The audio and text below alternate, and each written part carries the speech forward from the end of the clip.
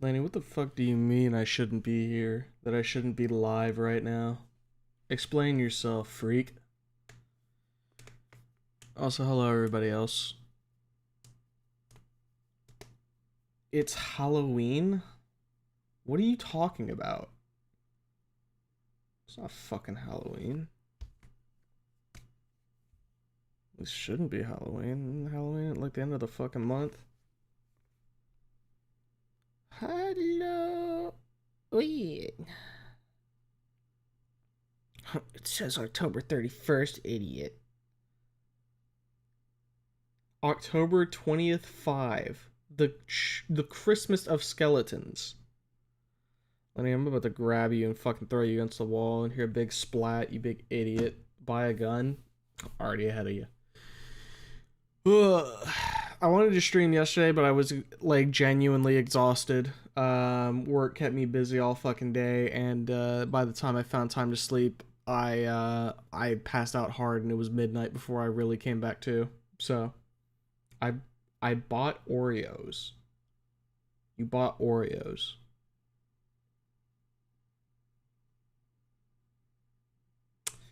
Is it the regular Oreos? My tummy huties. I'm just gonna like I'm gonna do myself a bit of a favor here, and I'm just gonna hop in the recording room. And if you wanna prattle on, I can verbally accost you in here.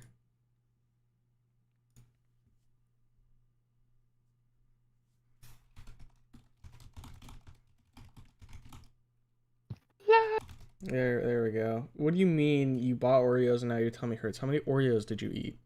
7. You ate 7. Yes. Why? Hungry. Were you hungry or did you just want Oreos? Oreo. So you're lying. So you weren't hungry. Hungry for Oreo. But you weren't hungry though. You just wanted an Oreo. Oreo. Oreo bar. Oreo bar. Oreo bar empty. Now full. So you have a stat bar just for Oreos. Glass meter. Glass meter? Yep. You better not be eating glass. Nah, it's installed. Oh, it's installed. So it's like you look at your tummy and there's like a glass vial that says Oreo. Yep. And now the Oreo meter full. Yep. It takes like exactly 7 Oreos to fill the Oreo meter. Takes 5, but you know. So the meter's gonna break. No. But you said it takes 5 to fill it, and now you put 7 in, so that's more than 5. Repurposed from old car blueprint, so it has a few extra that you overfill with that it doesn't account for. That sounds like bad design. It's okay. No. It only takes up like 2 of my tech points on my cyber deck. I don't know why, but that just like pissed me off. I also had Cheez-Its. Dude, were you hungry when you had the Cheez-Its, or did you just want Cheez-Its? Nope, I wanted Cheez-Its. You need to stop eating when you ain't hungry, dog. But it tastes good. Yeah, just wait till you're hungry, actually, though. But then I can't eat Oreos because they're not nutritious. And so it's fine to eat them when you're not hungry? Yeah. No. Well, Wrong. if food not for food hole and food time, then why open hole? That's what I'm asking you, because it's not food time. Oh wait, I need my. No. I need my apple. I need my apple and banana juice. No. What do you mean you need your apple and your banana juice? Uh-oh. What? I got it. Yeah. You little fucking freak. Dude, Dude, it was just... Uh-oh. What? Nothing. Dude, it was this fucking morning, right? And I was like still up because I passed out like fucking hard yesterday evening, right? Yeah. I was like, I should get to sleep so that way I can be on and hang out with my friends, smile, right? So I popped some melatonin. I took some of like the sleep time aid that I got from Gamer Subs, right? You know, Oh. and I was like, okay, I can lay in bed and feel it. And about like half an hour later, I was able to like pass out. Right. This is about 9 Mm. a.m. Throughout the day, like it was one of those days where like I woke up a couple different times, right? And I would Mm. like reach for my phone, check the time, and be like, oh, okay. And then I would go over to Discord and I'd look and I'd see, is anybody online? Do I have a reason to get up? That basically happened all day until about 8 p.m. And I was like, You should well, I should get up for stream. you should buy a microwave. I have a microwave. Or you should put it in your room. Why? Cause you know how microwaves have little clocks on them? Yes. Well, when I sleep, I face towards my microwave so that when I wake up, I just look at my microwave and I see what time it is, and then I don't have to look at my phone or nothing. I'm gonna be honest, Lanny. Yep. That's like next level lazy. I specifically started facing. That's why I sleep next to my computer also, so I can type and move my mouse, so I can not watch. So I can I can have videos play while I'm asleep. Mm. Um, Speaking of which, I haven't told you this. You know, I'm not a man who watches VTubers. I don't do that. I've grabbed like 2 or 3 subscriptions, maybe like 2 or 4 times from just gifted subs because my like feed will always just route back to like VTuber content Yeah, in I remember. languages I I don't think you told me this understand. before too. Yeah. I've caught like it's exclusively them now because it used to be I'd catch like JFJ subscriptions and then I'd catch like people I don't even know. Um, but then I caught like a VTuber subscription, but she speaks Japanese. I can't speak that. Well, Also, okay. she plays Elden Ring, and I don't watch that. All right. Do you know what like what did they look like? I don't. I don't remember what she looked like. I just had a flashback that there was a third one that I told you about. Her whole thing was like acorns or something. Acorns. She's like a squirrel. Yeah. Okay. All right. Um. Uh. And then I landed on like one that plays Limbus and like other games. And you started clapping like, yay! Where she was silly and like not like a weird like so silly like so sugoi, but like it was like she would put like post Limbus memes and shit. So I thought it was funny, and then I went to like her comment section to like see what her viewers were saying, and she's like not like she's popular, but not like 2 million views popular. You know what I mean? Like maybe like 126K like on like a good day kind of thing Right. on like a VOD. And I saw that there was like I don't know how long this has been, but I've noticed that you can post like rules for like a YouTube comment section. Really? Like it'll like you click on it and it'll be like it's like a description almost where it's like here are the rules: be kind, be whatever. Like that's what Be most kind. YouTubers put. Rewind. Hers was like be kind, don't talk about inappropriate stuff, and then the bottom one was like keep your eyes on me, and I was like, ugh. I felt grossed out, but then I felt bad for feeling grossed out because I was like, she made another video or sometimes like she'll like because it's in my like watch history from sleeping, it'll show up in my YouTube shorts, and Mhm. she made a short that she like lives in like a shitty like rent apartment, and I was like, oh, that's probably just like how to pull the money in. That's just part of the the game. Yeah. And I I was like, mean, I don't want to feel like bad. the thing is too, it's just like that could be like an in thing, right? Like if somebody Hmm. joins like the fucking Discord, for example, and sees, hey, don't jerk off to the streamer, and you aren't in the know, you're probably like, hey, what the fuck does that mean? Yeah, yeah. I just like after reading it and then after like thinking for a bit, I was like, that was really like rapidly judgmental of me. Yeah, I mean, it's one of those things that you read it and immediately jump to a conclusion, Hmm. which is formed off of like past experiences, I suppose I is would a way to also put it. I would also say that it's not I'm not like ashamed of doing it because that's like human question Right. mark, but at the same time like in post is where I was like, oh, Yeah. like I should think more Yeah. like after You're like, that was a knee afterward. jerk reaction. Yeah. Yeah.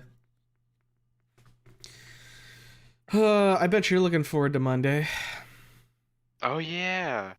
I'm also looking forward to Monday because it'll be a nice break from this horrendous work week. Yeah. And um, I there was a big storm that was supposed to come through. Well, okay, let me preface this.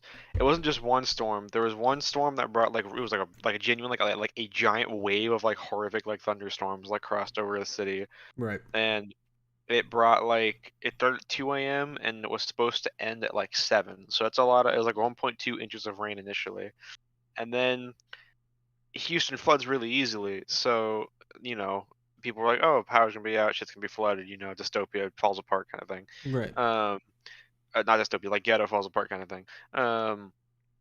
But it stopped at like because I woke up from it at 4, and then it stopped at like 6 because I couldn't go back to sleep, and I remember it like lessened down at 6, and then it was supposed to come back. We were supposed to have originally, since it would stop at like 7 8, it was supposed to stop for maybe like 2-ish 2.5 hours just and start back up again at like 10 and just go for the rest of the day. Um, and then that like second wave of like horrific storms like dissipated like almost entirely, and it like maybe drizzled like when I left at like 5. Mm. um so the reason why I'm saying all this is because Friday when I worked, people rushed in really late to closing time, getting a lot of shit because they were like, "Oh fuck, if the power goes out and because Houston has not a great infrastructure, so if there's like any like slightly major like high wind storm or floods, your power could It's be out for who over. knows." Yeah, yeah, literally, it's over. Um, and no matter if you're in like an apartment complex or whatever the fuck. Um, and so people were buying all their shit, so it's really busy. And my arms fucking hurt a lot because when people panic buy, they buy a lot of heavy shit, a lot of bulk shit, which HEB sells a lot of that kind of shit. Mm-hmm. And then uh, on today, because people were like, "Wait a minute, the other storm ended early. We should go to this window for all the people who didn't, prepare or whatever or couldn't." And so they came, and so we're super extra busy all day from like the start because I have to work at like 12 at like noon, Right. and usually it doesn't pick up till 2, but it was already busy like right there and then. And whenever time went on and it continued to not rain, people were like, "Oh, this must be my chance," like every hour, you know what I mean? Now is my chance to Expecting be a something big shot and by big expecting something good. expecting something horrible to happen within the next hour or so, and I kept repeating, and then the storm never came, so it was just busy. Everybody just fucking stocking up for no good It, reason. yes, and then I've also it's that's of course being a bagger, I get hangnails really easily, especially because in the when you're downtown in like any city, whatever store you work at, whether it's Walmart or whatever now, will offer paper, just because it's like a that's just kind of what the social environment is like. Um, and so we often also use paper alongside plastic, which was the reason why I'm stating that is because like I don't know if this is like a Texas thing, but if you were like literally like outside of a city, the idea of using paper is like a fucking like rare occurrence that week at a grocery store. Really?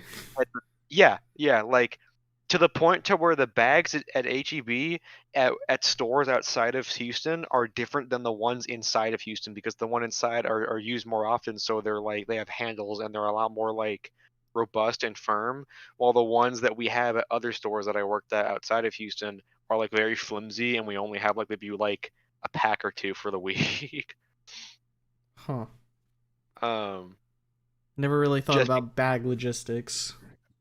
I mean, it was that's why I'm making note. I made note, or I made note of it because it was jarring. It was very like when I worked at my first store, like us using paper was like oh, this is the one time I'm gonna do this, and then I won't have to touch that stack for the rest of the day kind of thing. Right. And but as soon as I go to Houston, like inner city, people that's like a very uh like, oh, like we're probably gonna run out of paper that day and just regular plastic that day as well. Um, Now could be because there's more people in the city. Could also because that there's a lot more apartments in the city, and objectively, like at least with the bags that we have, carrying paper like up apartment stairs, especially if you like double it, like where you put one inside the other, is a lot fucking easier because the paper bags are like inherently rectangular instead of your plastic bag, which is like fucking bulging everywhere. So it's Mm. way easier to carry upstairs if need be, and to just sort in your small apartment space. Um, but yeah, it was weird kind of seeing that like initially I thought it was like a kind of like a political thing because at the time the whole the whole if you use paper bags you're a stupid fat liberal. Paper. And I would actually have when I was initially working inside Houston, I would have people that would like they wouldn't say it like directly, but they like you would have the indication that they are prideful to not use paper, and vice Like a versa. weird thing to kind of like fucking puff your chest Yes, out about. yes. It's to the same extent to where someone's like, "Heh, I don't got a Tesla. I use regular gas, I normie." use diesel in my fart engine, dog. I'll be Like blowing clouds into the atmosphere. there'd be like a burly like a white guy with some like 40 like hunter stubble, um and he'd walk in and I'd be like, you want plastic or paper? And he'd be like, I want plastic. Yeah, none of that paper stuff, please. They're like, all right. And then you'll have vice versa where like I mean I'm sure you know this when you get your groceries, at least I would hope so. If I've grown to be picky of other baggers just because of how simple it is to bag people shit correctly.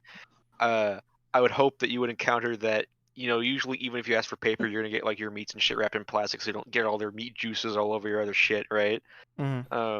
There'll be times where I like am bagging paper and I'll grab meat and I'll put it inside the paper bag and I'll wrap it in plastic and they'll be like, nope, I don't want no plastic, zero fucking plastic. That's evil. No, well, I don't want that.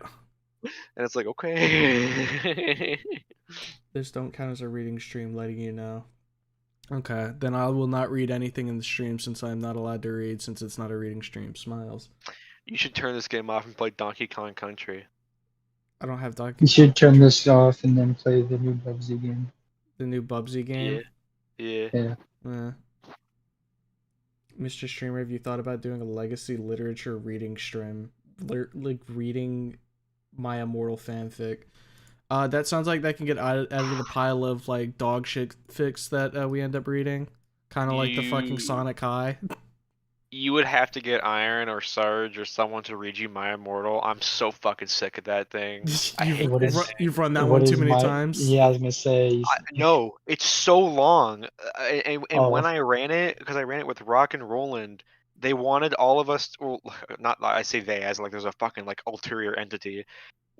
Rock and Roland wanted to like voice act it, and so we would read lines to ourselves and like little voices and whatnot.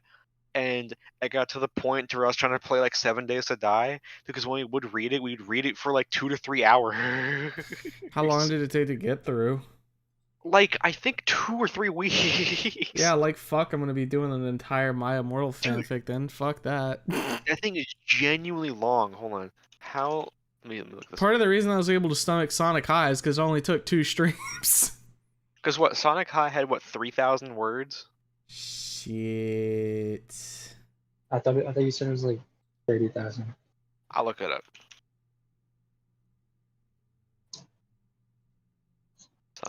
Sonic High School. I still have it like linked in 22,000 my- words, 44 chapters. Yeah, okay, I got to like 36,000 words. Actually, that's Yeah. weird. Maybe my. What's weird because My Immortal, at least when I looked it up, it is listed as like 23,000 words, but it has 44 chapters. Yeah, that's what Kev was saying. Oh, they are shorter. Do you think maybe it was just such a horrendous experience that it seemed longer in memory? Well, I think it's also probably like a mix of like placebo effect, where like because there were more chapters, it just felt longer. Also, reading through this, there's a lot more like there's no like little tidbits because when you were watching like or not watching when you're reading Sonic High, there'd be bits where it'd be like Sonic and Tails went to the store and did this. There's like none of that. There's no paragraphs of just shit that happens. It's all Right. talking. Okay, I see. I also like how every like I just looked at chapter 44 here. Every chapter is like prefaced with like a line of X's that has like 666 in the middle and like another line of X's.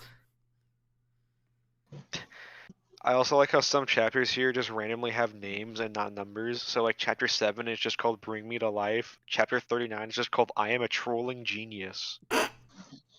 Oh, That has a an aura to it, I would say. and that reminds me of that one fucking tier 2 YouTuber here. Holy shit. Also, I don't know if we can read this on stream because it has well no, we read Sonic High. Yeah, we can push limits. Don't Okay. worry, I have the fun button, remember? If anything crazy happens. More of concepts and ideas. Yeah, some of the concepts and ideas in Sonic High weren't great. One of the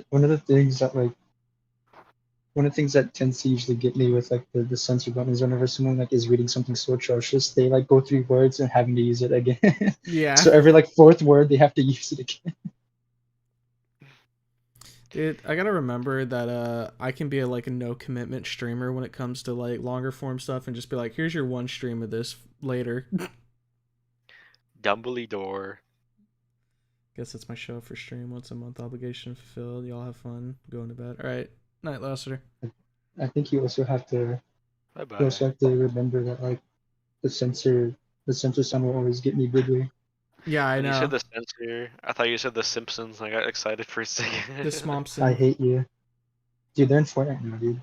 Are we talking about the Tess same Simpson. They are in Fortnite. Wife was over my Simpsons shoulder are during that Fortnite. research. I just had to explain to her what My Immortal is. Like, You want to know something? The first like 3 times I heard the Immortal, I thought like you guys were talking about like an Invincible fan fiction. Not because I know one that's called the Immortal. I just like I don't know why it started with an I M and I'm like that's Invincible.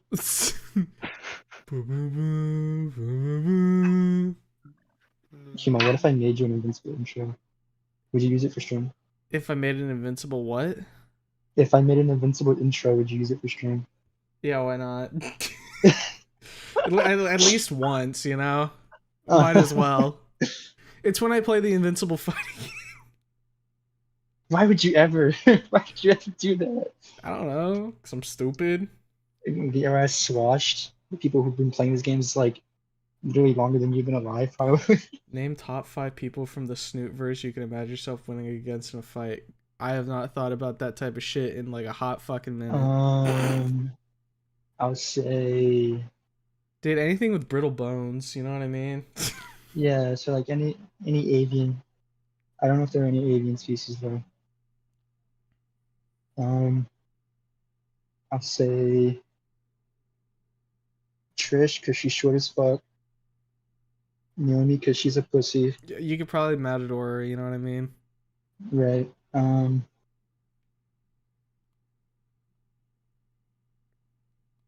Probably Reed. There's no shot. What do you mean? Reed breaks your neck. What are you talking about? Reed fucking annihilates you, dude. It's over. Dude, fuck, I think we have to remember that Anon is a little bitch as well. Oh, you know what? Fucking Anon. There we go. That's one. I know I could. Yeah, I could. well, I yeah, could. that's- I could pick on that twerp. What are we talking about? he's- Tuned out he's- like for a he's while. strong. Don't worry about it, dude. Yeah, don't worry about it.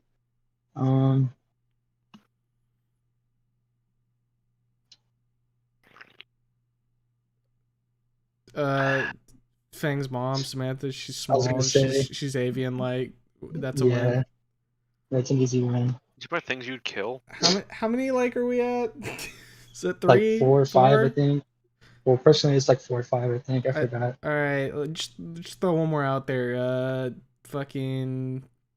The driver from Wani. Yeah, you think so? Yeah. Is there any like small guys that like get like pushed over, like kicked, pushed? There was the 2 Dexter Laboratory fellows in Wani. Yeah, go with them. Yeah, I could beat their ass. I could beat Olivia's ass. Oh, Naomi's one. I said that. Oh yeah, Yeah, I did. that just goes to show how invested I am in the conversation. Easy pick, yeah. I can't. Don't pick on the dude with bone cancer. It's not funny. Oh, I could definitely kill him. I could strangle him with my hands. He'd Yeah, I could do that. probably turn to dust immediately. Fucking float off in the wind. Dude, you weren't here when Lanny was saying it earlier, but he was doing that thing where he just eats because he wants to eat, not because he's hungry. And he filled up his Oreo meter. TM. I mean, I looked in chat and I saw remnants of what I think you're talking about. Yeah. Is he even there? Because I'm here. No, he he's isn't. just, yeah, he's clocked out. No, I'm. I like how the gut reaction anytime you do that in a call nowadays is, oh, time to throw Lanny out. And then you go, That's no, Havoc. you All of you stupid adopted fucking that. whore. That is just havoc. Sometimes I do it, but only because I'll never let him live down that one time he fell asleep, woke up 10 minutes later and went, no, I didn't. No, I didn't. Which is immortalized in stream. Because I genuinely thought I did it, didn't I? The soft snoring was what really made it, you know what I mean? Woke up midway through and we were like, are you good? Are you awake now? It's like, what? I didn't go to bed. see, and the thing is too, this is before Lanny's big lying arc. You know what I mean? So Are you like, sure? it was like right before it. I feel. I think he was always on it. I've No. always lied. No, but like there was a part where he started like intentionally lying. I Just to don't provoke. know. I think that was always him. No, I vividly recall there was a certain point where he started just going, Lenny wins when he lies. Okay, you see, that's different. And he started but, like, yucking it that's up still, more.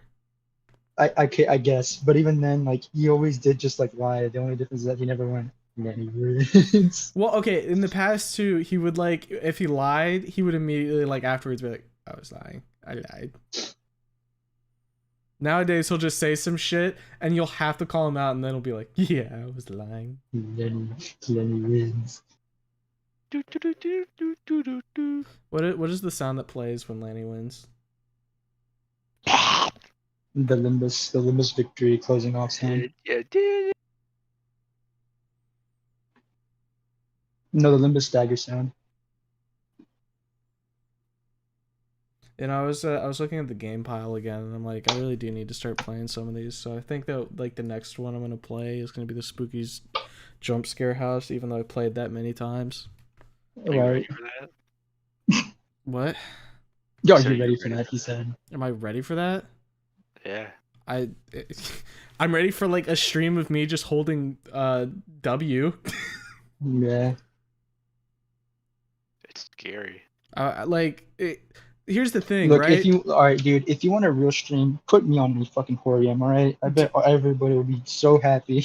Okay, do you want to do the Spooky's House of Jump Scares and I'll like backseat you? I don't have it. It's free, isn't it? Is it? I don't know. I'm pretty sure it is. I don't know. Did you do I the don't Dollhouse know. DLC for Spookies? That's one thing that I could do. Hey, can you do me a favor? Me? Who are you talking to? Either.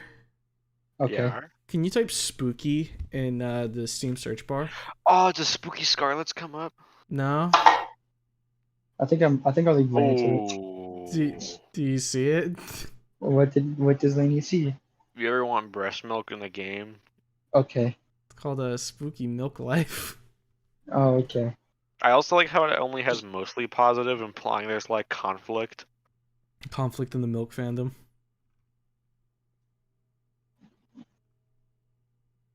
Let me see. Oh, you know what? No, because all right. So Spooky's the HD renovation costs money. Is there still the free version? There's actual bad like conflict in this game. Oh, brilliant. I'm gonna say, like, what kind of conflict are we talking here, though? Here, I bought it. Schmoopy being an MVP, hopping in. Yeah, the dev for the game hasn't done shit for it, but detrimental changes. Wonderful. Yeah, it looks like this game only recently popped up on Steam, and then turns out everything beforehand was just it was cool, and then it got turned into dog shit. I bought it. I don't know what this means. I bought it to pay my due. Been playing on and off for the last 5 years. But honestly, after 5 years of waiting, you waited 5 years for an Arrow game? Dude, some people need that milk, dog. Kill. Oh, Uh-huh. But honestly, after 5 years of waiting, the results are disappointing. Basically, it's a game where devs milk the players by finding different ways to make them pay for the same thing. For as long as people will pay the Patreon, the artists and the devs have no reason to finish the game. Okay. They earn way more money with a subscription than by selling a game. So they made so much money from their Patreon that they never actually want to like finish it. oh, yummy. Awesome. I mean, like, reiterating on what I was saying before, I've heard the story about how, like, I bought, like, the entire, like, Dead Space, the entire Dead Space trilogy. It was, like, $10, and I was like, I can't skip out on this. I was playing the first one, and I got to, like, a really dark section. I literally stopped playing. I haven't played it since, and that was, like, 3 years ago. Dude, I was talking with Blue about it, and like we were talking about how like it's about that time, you know, where we get Lanny to play a scary game again, and I was like, yeah, but like it would also be cool to see you points at fucking Blue play a scary game as well. Is he prone to getting scared, or? Yeah. Okay. If he really wants me to play a scary game, like the Ace mentioned that I like played and then got too scared to finish was I couldn't finish FNAF's Sister Location. Well, okay, so like here's the thing, right? Like, Yeah. I think when he was mentioning you playing, that would be like one that like, you know, is open to like a bunch of people like watching, right? Kind of like when you did Alien Isolation. Yeah, I mean, yeah. I think a good one, and I think I said it before too, would be Amnesia: The Bunker. Oh, fuck off. Because you can do that in one, like a solid 5-hour session, you can get it done. Uh-huh. So like that one's a pretty like done and dusted type deal. Sister Location would be funny because FNAF. Oh, Hima. What's up? I wanted to tell you something, like, I think actually 3 months ago. I just never got around to telling you. Okay. But, like, I want to tell you now. Okay. So, for zero reason whatsoever, I was looking back on the change stream, right? Yeah. If you exclude your Wani and Snoot related content, I think that is your most viewed VOD. Probably. I wouldn't be surprised. I looked and I saw like 1.5k views, and everything that wasn't Snoot related, and like most of them capped at around like 600, 700. The only I think that would be it then. I was trying to think of a outlier. I want to make a little comment here. I was scrolling through more of the reviews for the game, and I was like, all right, I'm gonna click off, and I went through. I was like, oh, I only went through half of the screen, like the screenshots for the game.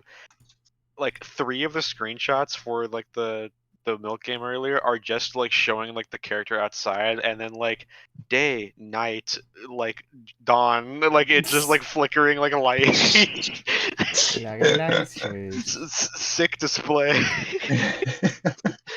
I bet you they put that up there being like, guys, we've added color shifting, also known as time.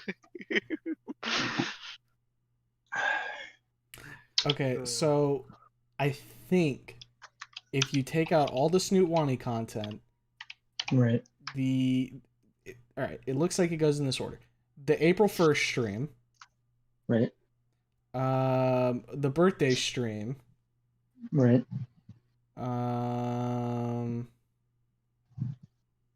Then like a lot of reading streams. A lot of reading streams. Like a lot of reading streams. Oh boy. I'm just trying to get Deltarune today. Did I miss the change stream? Because you said it was like 1,000, right? No, I think so, yeah. No, it's at 754. Okay. So Deltarune chapter 3. So it's number 4 on the list. What did you say, liar? You're not supposed to realize. The fuck are you saying liar for? You weren't supposed to realize, he says.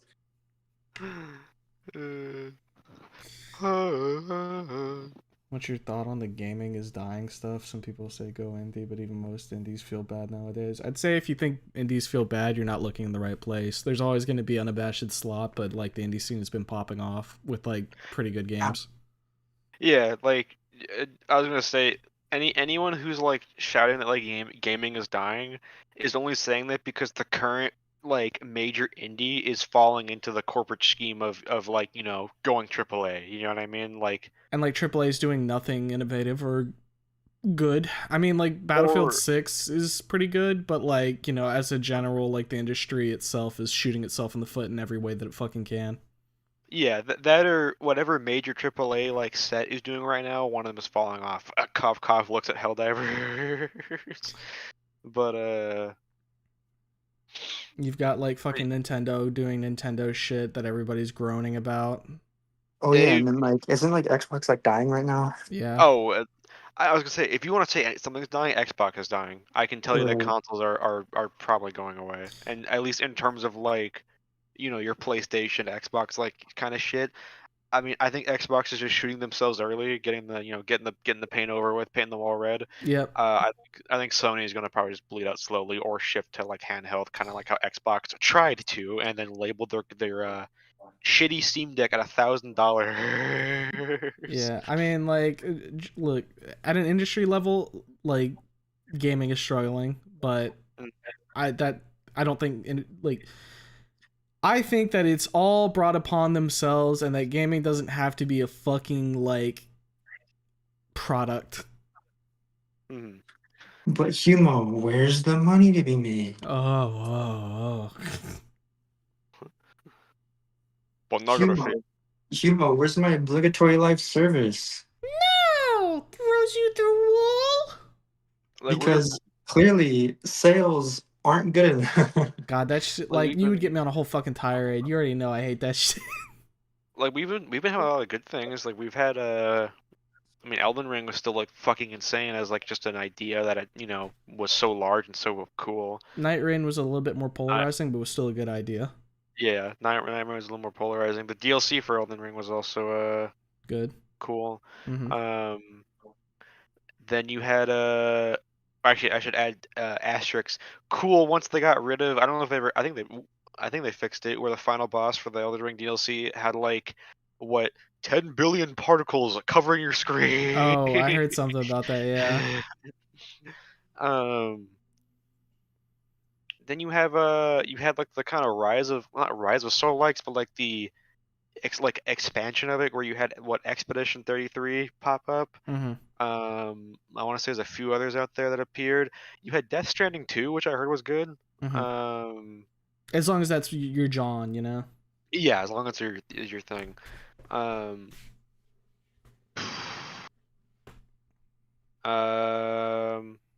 mean, yeah, like I think the thing is that it's only three, but those are three major things. But it would be nice to see more. It's just the indie scene's always prone to like drama and like people like actually falling apart and whatnot. I mean, the way I view like the indie scene for games is the same way I view it as for like animation, where the moment I see something go corporate is truly the moment of like, are you going to fall off, or are you going to lock in. lock in? Are you going to do that one stupid thing? Looks at Glitch Animation Studios, or are you going to do something normal? And hell, even a AAA company that I didn't trust too much after being fucking bought by Tencent made a cool game once the DL devs decided to make the Beast, and it was actually kind of cool. See, like, part of the thing too is just like, just judge games based on the game itself. Like, if a game's good, buy and play the game. If a game's bad, don't buy the fucking game. Yeah, I don't feel like I should need to tell people that, but I feel like some people need to hear that. as someone who used to be a COD fan, you do not need brand loyalty. I got shot in the head by Modern Warfare 3 remake, not remake, like I don't know, modern edition, alternate timeline, Undertale AU, and that Yeah. scar still burns brightly on through the back of my skull. Actually, it doesn't burn too brightly because I got my money back. At least you got that. Fuck. Dead Space Remake is actually a good take it from me. Oh yeah, no, Dead Space Remake's great. I played through the whole thing. I enjoyed the hell out of it. I think I only had one death, and it's because it was an insta-kill death that wasn't properly articulated. You had a Satisfactory fully release, which That's was true. great. Factorio had its DLC drop. It's always weird when games like that have been out for many years. It's like, here's the 1.0, and you're looking around, you're like, oh, okay, yeah. I kind of forgot that it wasn't. Project Zomboid is still working its way up the ladder and looks really cool. What about playing Amnesia: The Dark Descent, but you give Lanny full modding rights and you get to play Lanny's deep fried Amnesia? Dude, if I could mod, I'd be making those like, those like Half-Life like Shit Life 2, where it's Yeah. just like rainbow colors and loud noises. Like, I feel like that would give me a reason to play Dark Descent, because look, Dark Descent is like iconic, maybe the word, right? It's got that. That's all it is. It's got that status. You go back and play Dark Descent, it's like fine. You I know? love walking. Like, I've tried to play Dark Descent before, and I'm like, man, this one is slow. It's like going back and playing OG Slenderman. Like, I'm not talking about like Slender the Arrival, but like the literal like walk around, get 8 pages. Oh, win the yeah. game type shit. Doom, doom. You're like, oh boy. As it comes up behind you. And it's also like it's got like the old like FNAF syndrome where when you get to like the hard mode, it's just like everything not even scary. It's just like tuned up to constantly be like a problem. What was the one horror game with the fuck ass toilet sound? Ex Mortis 2.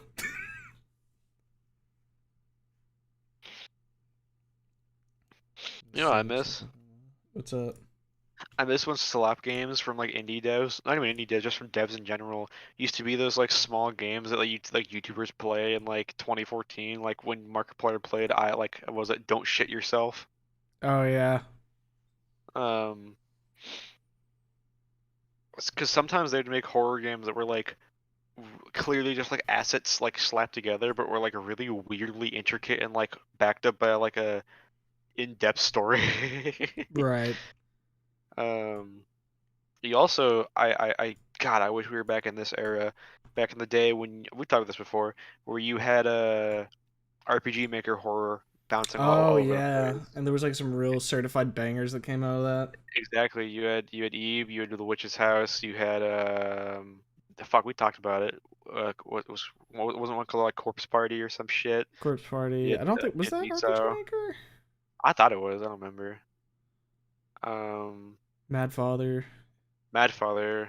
There was one silly one that I got rocked to play, called like, what the fuck was it? Like Demon something 2, and there was like a first one as well. I don't know what the fuck it was called.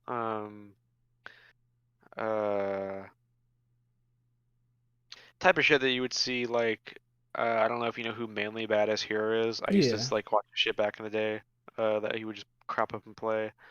That guy's a very weird voice. It's like if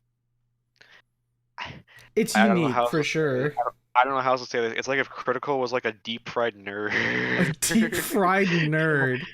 Like if he was like your very like classic 2010s like, in the book here it says.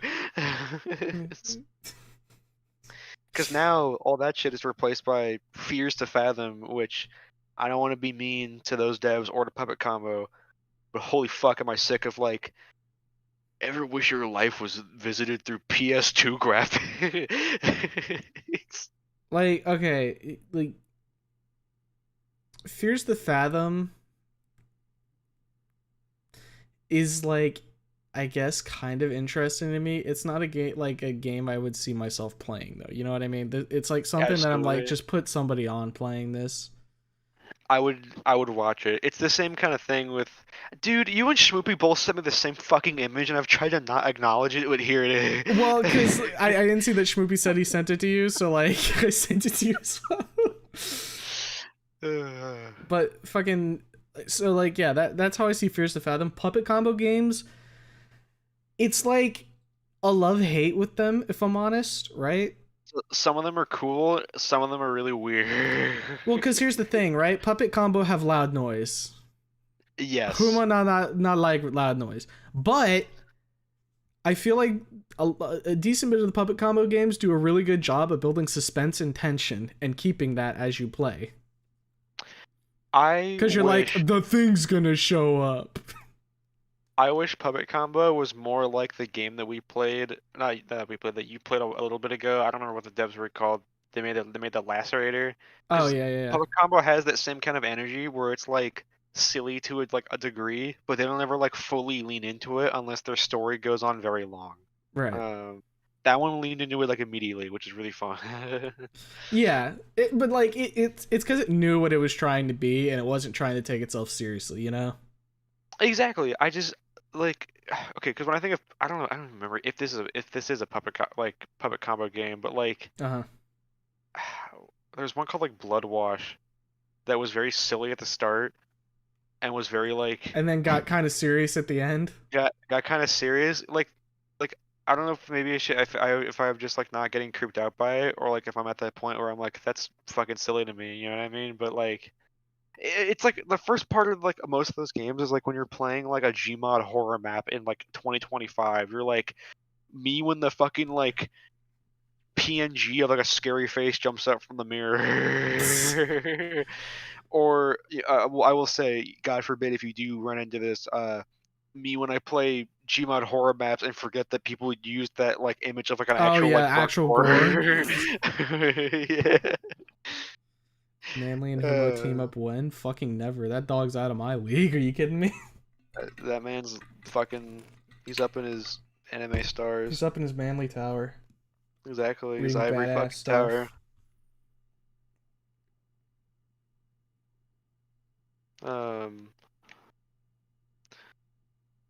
I feel like if you ever like, I know you already have a huge list, but if you ever like get bored and want to settle down for like something that you could like talk while playing, I would play one of those old like RPG Maker horror games and just feel it out. Because I know most of them have remasters out now. Yeah. I mean, yeah, I wouldn't be opposed. It could be fun to like revisit one of them.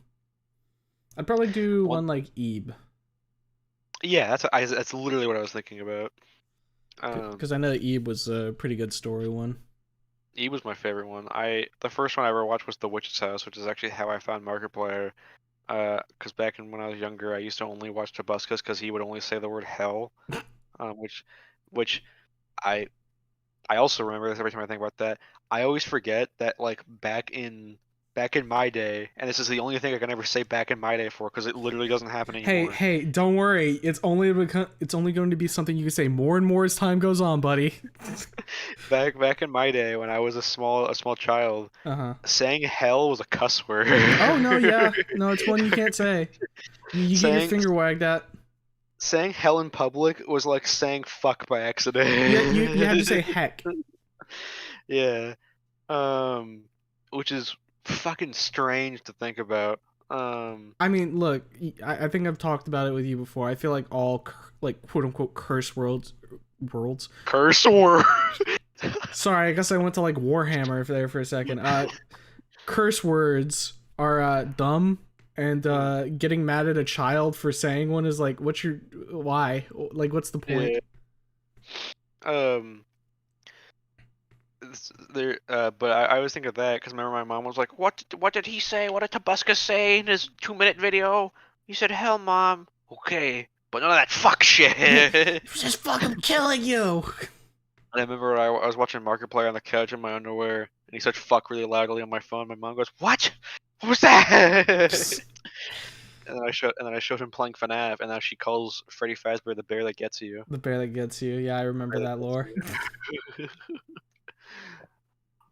Tobuscus got done so dirty. Tobuscus was always dirty. Didn't Tobuscus do himself dirty? he was always dirty. Irregardless, if I know that like people made false accusations that he was a Hollywood actor, let's say it that way. Not modern day Hollywood actor, but like back when women didn't have rights, Hollywood actor. Right. Yep. And I think those were false, no, the guy was just a shithead by default, and is proven himself to be an absolute shithead to this day. I would not agree that he was done dirty. I would agree that he rolled around in his own mud. Toby went political, didn't he? Yeah, didn't he follow like down the fucking right pipeline? Dude, or, like he he just fucking- decided he was gonna become like a right wing grifter or some shit. He made on his main channel, because he had Tobuscus like gaming or whatever, and then he had his actual like regular Tobuscus channel. On his regular Tobuscus channel, I don't know if it's up there. You can go watch a video where he hangs out and plays Nerf with Kyle Rittenhouse. A few days after the thing with that guy happened. Yummy. So, yep. Go have fun with that, Dude, so last night I was like messaging Ace and shit, right? Yeah. Fucking, we were, like, he was talking about like Dervish and everything, and we were like kind of chatting about that, and apparently he had like replied to like a Cinder thing, and Ace was like, "Wait, that bitch still around?" That she burned to the ground, and it was something I said something to the effect of, people like that don't just like when they get fucking annihilated, big canceled type thing, right? Mhm. They don't just go get Die. a regular job afterwards.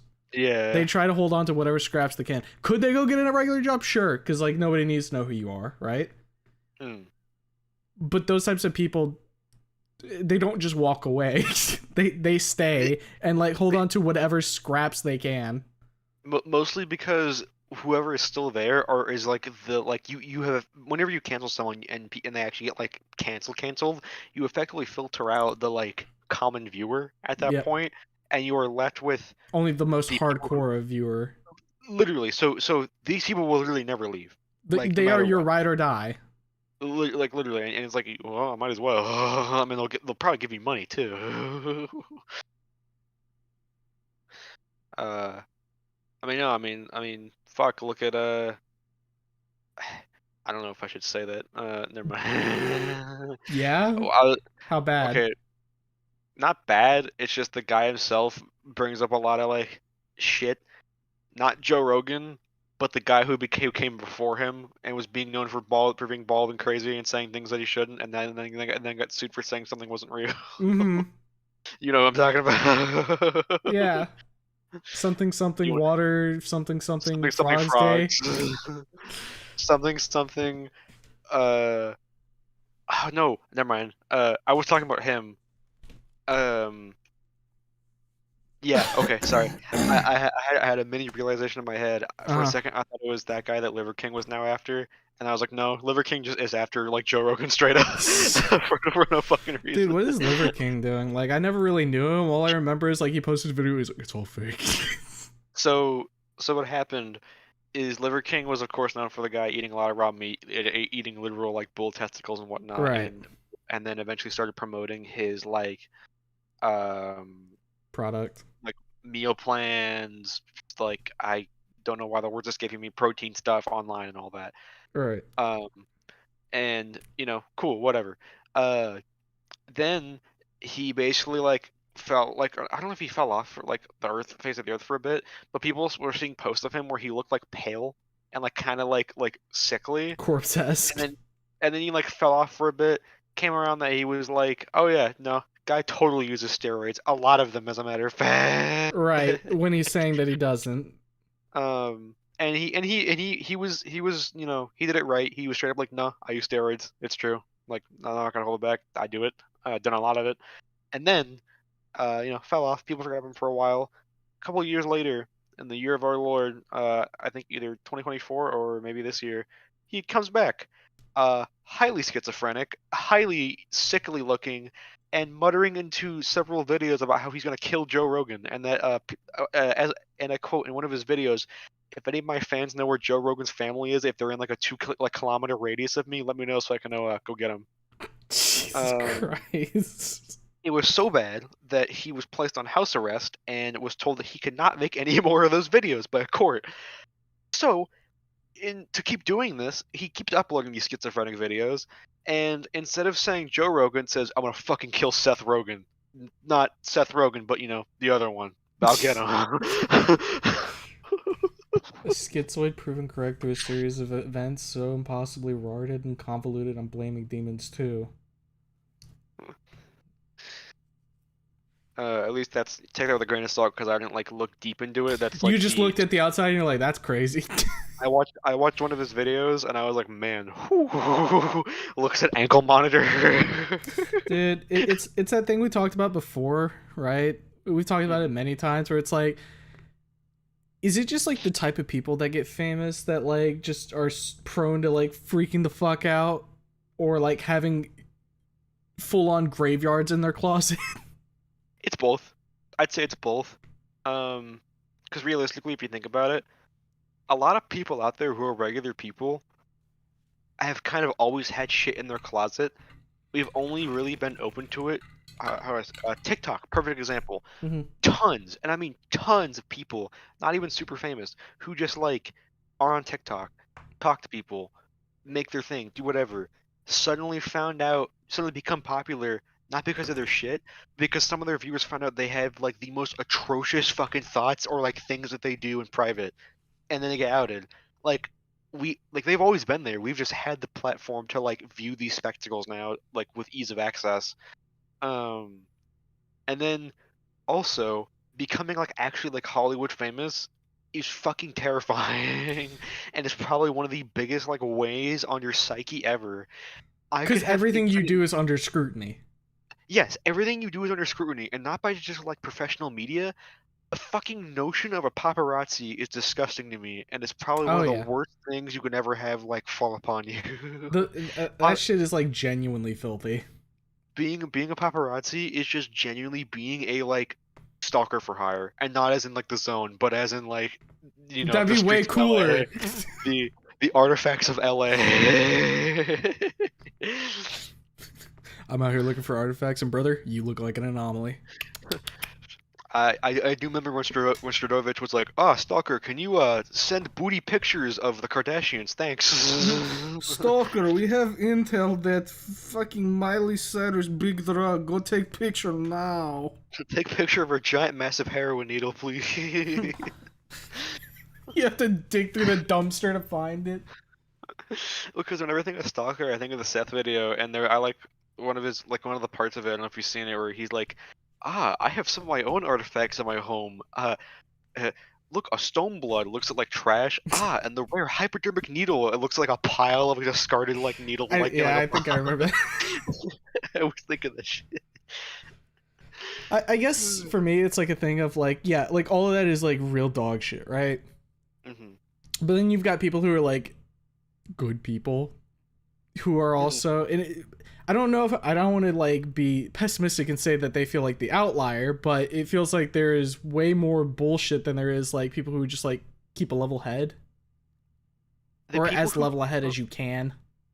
The people who keep a level head, Markiplier for example, right, have just learned and accepted how to get around these things and know and like can bear the mental weight while also doing healthy things to get around it. Some people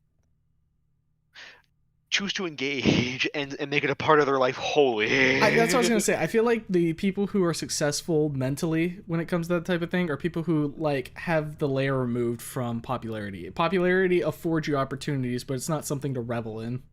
Exactly. Like the moment you start thrill seeking for more popularity and like to make it your life is the moment you've like fucked yourself. Right. Because it's like a thing where burden. It's like a thing where if you suddenly hit it big, right? It's like cool. You have it like maybe financial freedom now and like independence to do what you want. That doesn't mean you need to go like fucking do everything you can to hold on to that. Be like, okay, cool. I could just keep pursuing my hobbies. Awesome. Smile. Because even if you're good, there are mental things that like weigh on these good people that are very evident. Prime example I always love to use because fucking Christ was this awful whenever it came back up. Is Jacksepticeye thing? Well, that's one of them, but the spike of Minecraft YouTubers. I don't know if you knew about this. There was a little YouTuber called Tubbo who I think was like 16, 17 at the time. Had a problem where many of his fans were going on Twitter, Instagram, TikTok, and making videos saying like, "I want him to stab me and like lick my like pussy blood off of like the knife." And he'd have to look at this and be like, "I don't want this. I don't want any of this. Stop this." Like that's one of those things too, where like, man, the internet's fucking weird that people just get so emboldened to like say the most unhinged shit. Like, Mhm. you and I will say unhinged shit to each other, but that's because we're friends and we're just having we're having a goof and a gaff, right? And we're also saying shit like that, right? Mm. But like people will just do that to somebody they don't even know, and it's like, what? Huh? What? I also want to put it out there that like absolutely the rule of thumb comes into play of whatever happen. You know, it's the internet. Everything like that is going to happen to some small degree. I mean more so that like this is like their fandom, like Right. like a chunk, like not just a Yeah. couple people. And you're sitting there like, what the fuck is wrong with you people? You've got Tumblr, right? Like drawing you kissing your best friend on the regular. Fucking Darkiplier X, Jacksepticeye.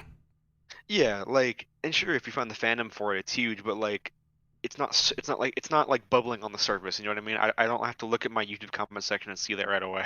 Right. Um, and then also like a lot of minor like mistakes that are nothing burgers become something burgers to a massive degree because how do I put it? There's a lot of times where I've talked to people, friends, and like strangers, where I make like a social mishap, or maybe I say something that I'm like I wasn't like we've all been in the wrong before, is what I'm trying to say, right? Right. And you can correct that usually pretty easily. And even if you don't, it becomes a learning lesson one way or another, or it doesn't, and you know, and you move on. There's no real massive impact besides maybe just a little bit of strife and whatever, you know, friendship or communication, you know, you have with someone. You know, it's a very personal thing, very interpersonal, not very public. The moment you like fuck up with a friend online or like say something by accident that you like, you know, the moment you mess up like a normal human being does, like everyone jumps on your dick Yeah. immediately. One of the ones that me and Ace talked about, I don't know, I don't know if you've heard, there's a guy called like he draws art on Twitter, Teleperte, I think is his name. Oh I yeah, think he's yeah. Brazilian. I know what you're talking about. I don't know if you heard about that shit recently, Mm-mm. where he kind of made a stupid post that wasn't like, it wasn't anything like weighty, but it had like an energy to it that was like, oh, like I draw these promiscuous things, but I don't mean them for like goon people or whatever. Like I think if you like value my art just for that, that's like kind of stupid. And it had like a holier than thou tone to it to a degree. And me and Ace were talking about this, and it's like ultimately, like, sure, cool, say it. Who gives a fuck? That means literally nothing. Right. But of course, when you have a presence online and you put bait out there, not bait in the sense of like he's trying to bait people into like rage bait or whatever. But like bait somebody to reply essentially. If there's an opinion attached to your piece, whether intentionally or not, it's someone's going to bite it. You know what I mean? Yeah. And of course, people bit it because people are stupid. I'm not saying that like if you're a fucking like goonhead or not that you should like, you know, that's irrelevant. The point is it was a nothing burger, and people who think it was actually something, who couldn't look away and just walk away, made it into something. And Right. it kind of blew up, and you kind of doubled down through it. And it's also like a two-way street where he shouldn't have done that and the people shouldn't have done it. Ultimately, it was just really stupid. It's just a situation where you're like, good, everybody looks like a fucking clown now. Literally, it was like, who gives a fuck? And at the end of the day, he just deleted all the tweets that were like had any like suggestion that he had like an opinion about it. Right. Which, why? It's out there. Like, I mean, I guess I can understand from the sense of you just don't want it on your page at that point, but Yeah, like I'm not gonna criticize him for doing whatever, like, because ultimately, again, it's nothing. It's just if you want to put your opinion out there, you are free to do so. Just because people bite back at you doesn't mean they're like the majority. Like, right. if that's how you feel and you want to see and you want to speak about it, go ahead. Yeah, that shit is retarded. He started with teasing art as a haha funny, and his actual paid content like Patreon was actual just NSFW. I was gonna say I know his Patreon was like a dip into it because he wanted to actually, you know, do it. I mean, why not? Again, do whatever you want. Right. It's just like something that's very like small like that has no real like consequence, nor should anyone, at least in my opinion, like care about it. Or at least if you do comment on it, you'd be like, hey, I disagree with that, and you know, whatever. People were treating it as if he was making like a inane, like a huge like pirate software like social mistake. You know what I mean? Like Right. this is flaw type shit. It's like, who gives a fuck on either side? It's always been like a thing where like I've been in the mindset like, man, some people just need to like let shit sit there. Just like they're if somebody says something bad, just be like, okay, whatever. I don't care, and then keep moving. Not like interact and then start a whole thing. Yeah, and like again, like I'm not gonna. I know I say it's stupid. It's nothing. People shouldn't interact. I say those things because I don't think you should, of course, but not as in like you're stupid or you're retarded for doing so. Because it's, if you see something and you want to put your opinion out there, you can. That's fine, whatever. I just feel like the weight of it, because you were online and you have so many people, is perceptually overblown to it being this huge fucking thing. You know what I mean? Yeah. When in reality, small, minor, like social mishap, who cares? Everything needs to be life or death nowadays. Literally, yes. That's enough. There's the whole Joe Cat situation where he was put into a small hiatus due to him posting the "I Like Girls" video. I don't know about that. I haven't seen any. That would be maybe there's more to it. I don't know. I only looked at what I was looking at recently.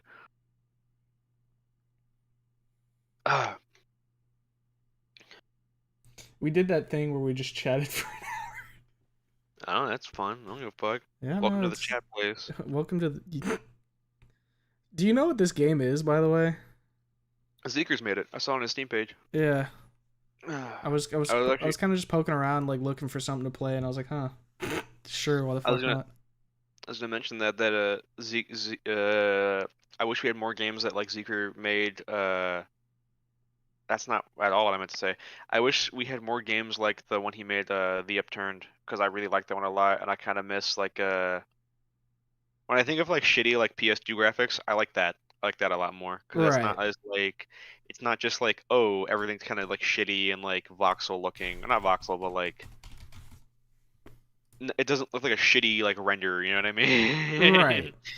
There are like unique models that are done in its own way with which is a filter, and I think that has more of its own style to it. I've talked about this in like before, where I wish PS2 games or like PS2 quote unquote games had their own like kick to it in the same sense that like Ultra Kill does or The Upturn does, shit like that. But like heavy on the stylistic aspect of it. Yeah, just put your own kick to it. I don't need like just a bare bones PS2 horror filter. You know what I mean? Right. And in some cases, it's just how it works. But no, I wish we had more shit like that because that game was.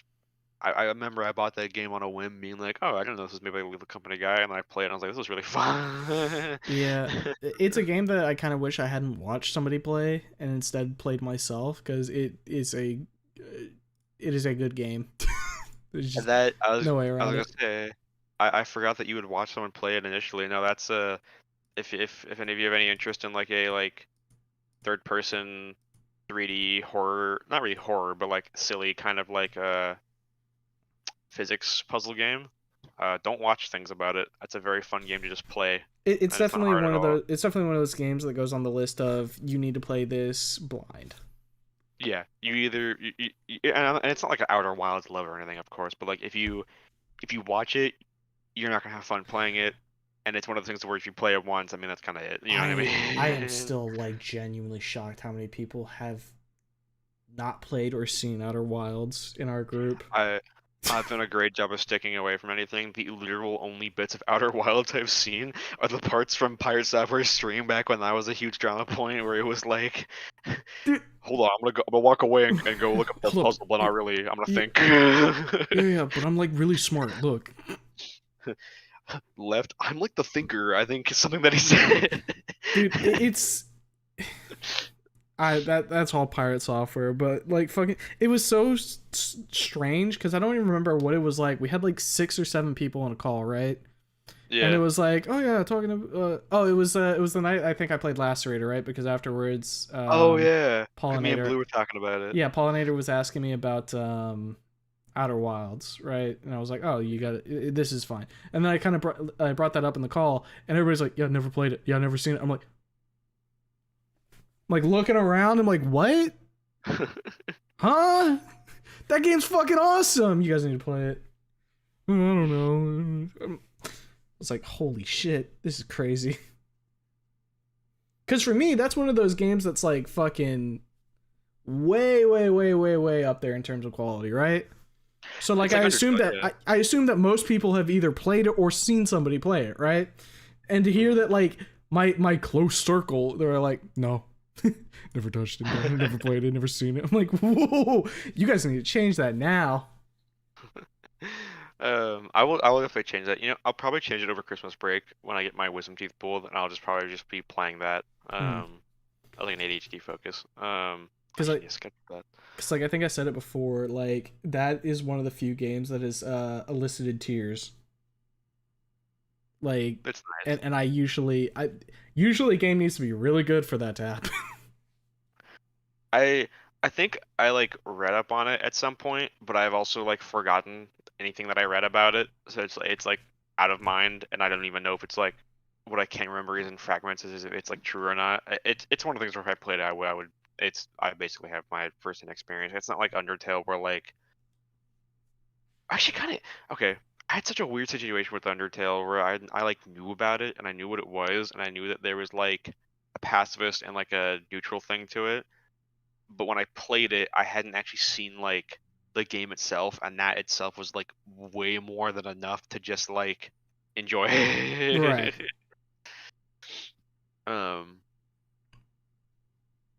But I will go play that sometime. I think most people confuse Outer Wilds with Outer Worlds because they I was sound gonna bring that similar. up.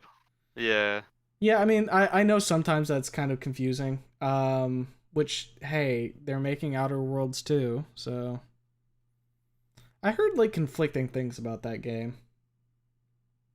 Outer Worlds? Yeah, Or Worlds. yeah, that's the other one. Yeah.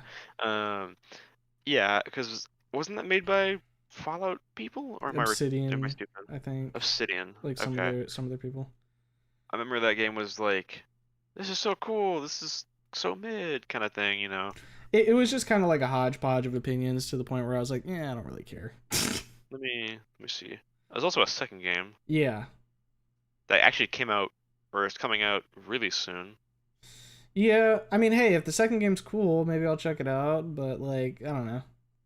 Oh, well, I see why it has good reviews, because the pre-orders are now through.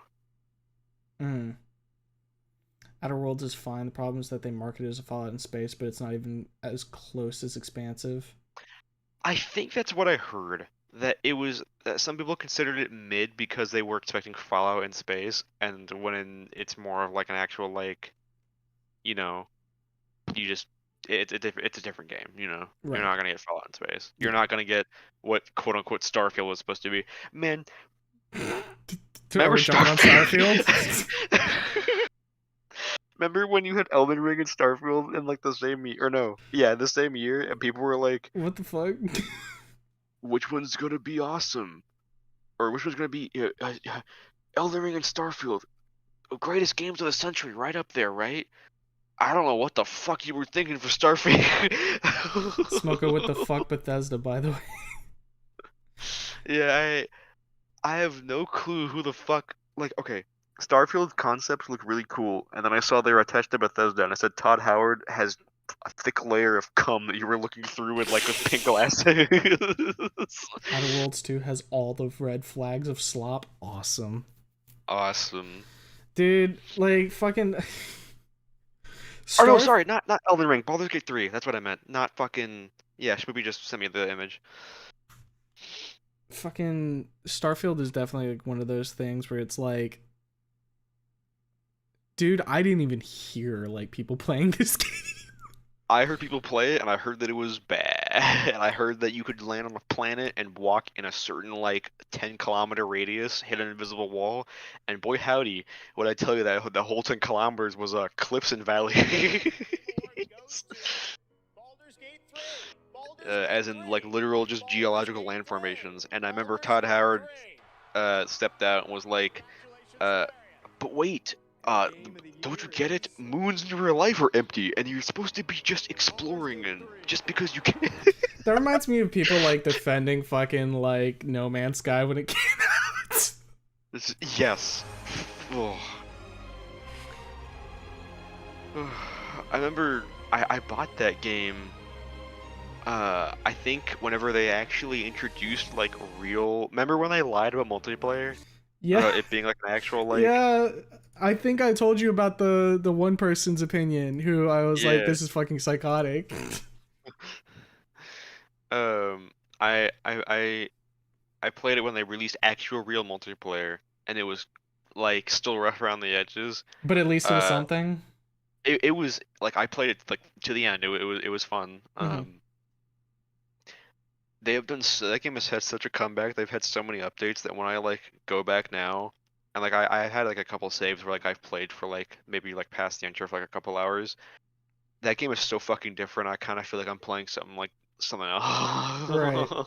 Like, I think I picked up No Man's Sky at some point, and I was like, you know what, I should play it, given that it's had enough time to get better. Because I played it on release, and that game was... Ass.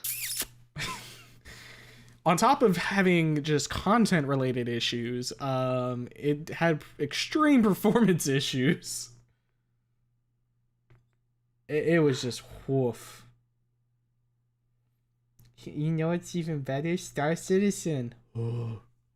Dude, I don't. Fear. I'm not gonna air someone out like that. There's people talking about Star Citizen earlier, and I was like, they were talking about how like, oh no, I just thought it was like a cool idea, and it's like I get that. I've looked at like the layers of Star Citizen. You cannot convince me in any fucking degree that I would ever put any like a single fucking cent towards that game. Okay, but what about And I 40 know- grand? Dude. I know I have my money with Limbus. I know I'm the big Limbus guy. I have fun. I've had emotions and tears and fun reading with that game.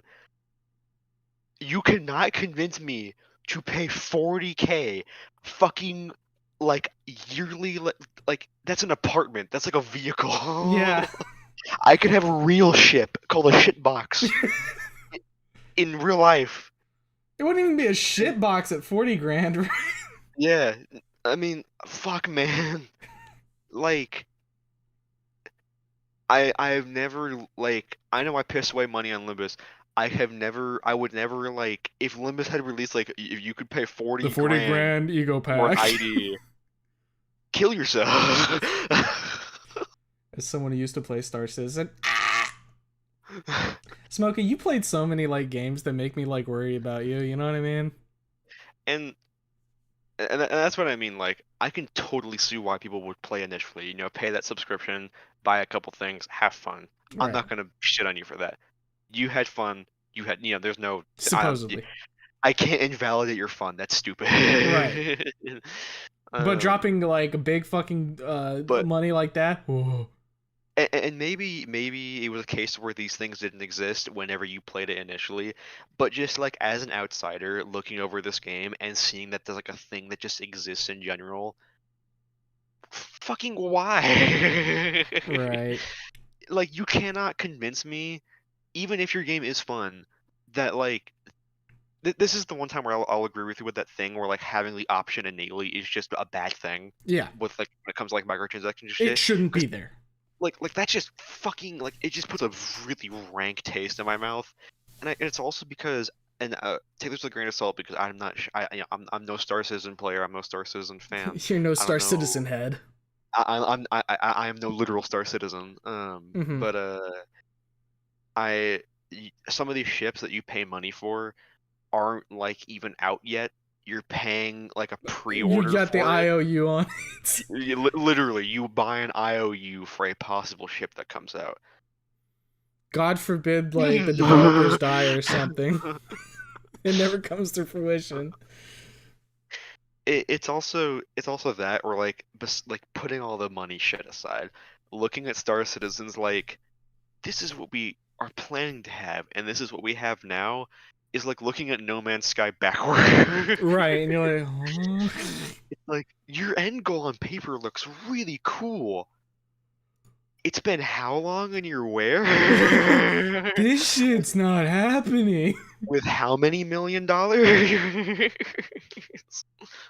Isn't there a price chart for the ranks or something in the game that you can pull up? Probably. I don't want to look Yeah. at that. It's going to sicken me. No.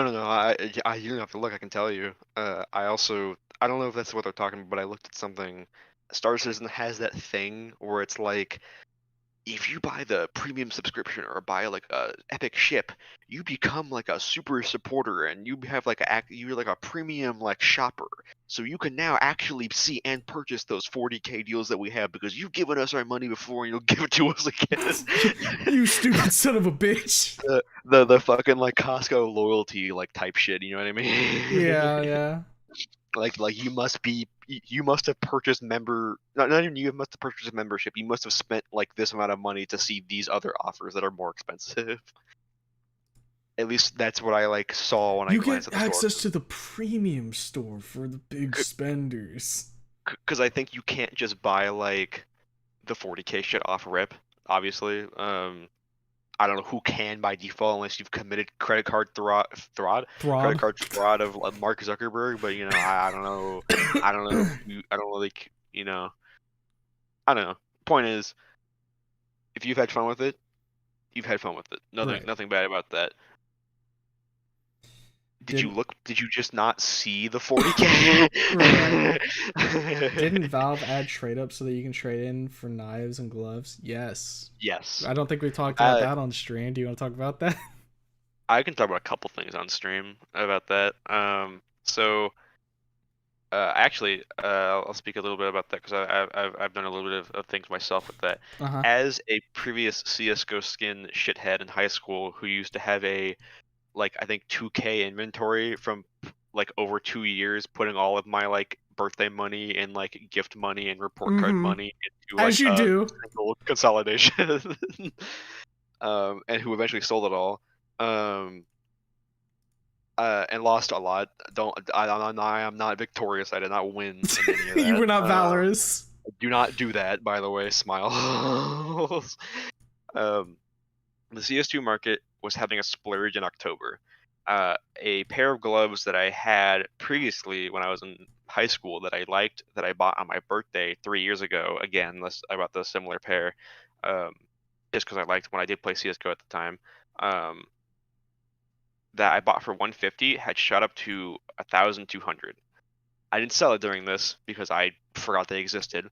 And just using this as a point of reference, when the market crashed through trade ups, the $1,200 pair of gloves I had that I paid 150 for fell to 380 immediately.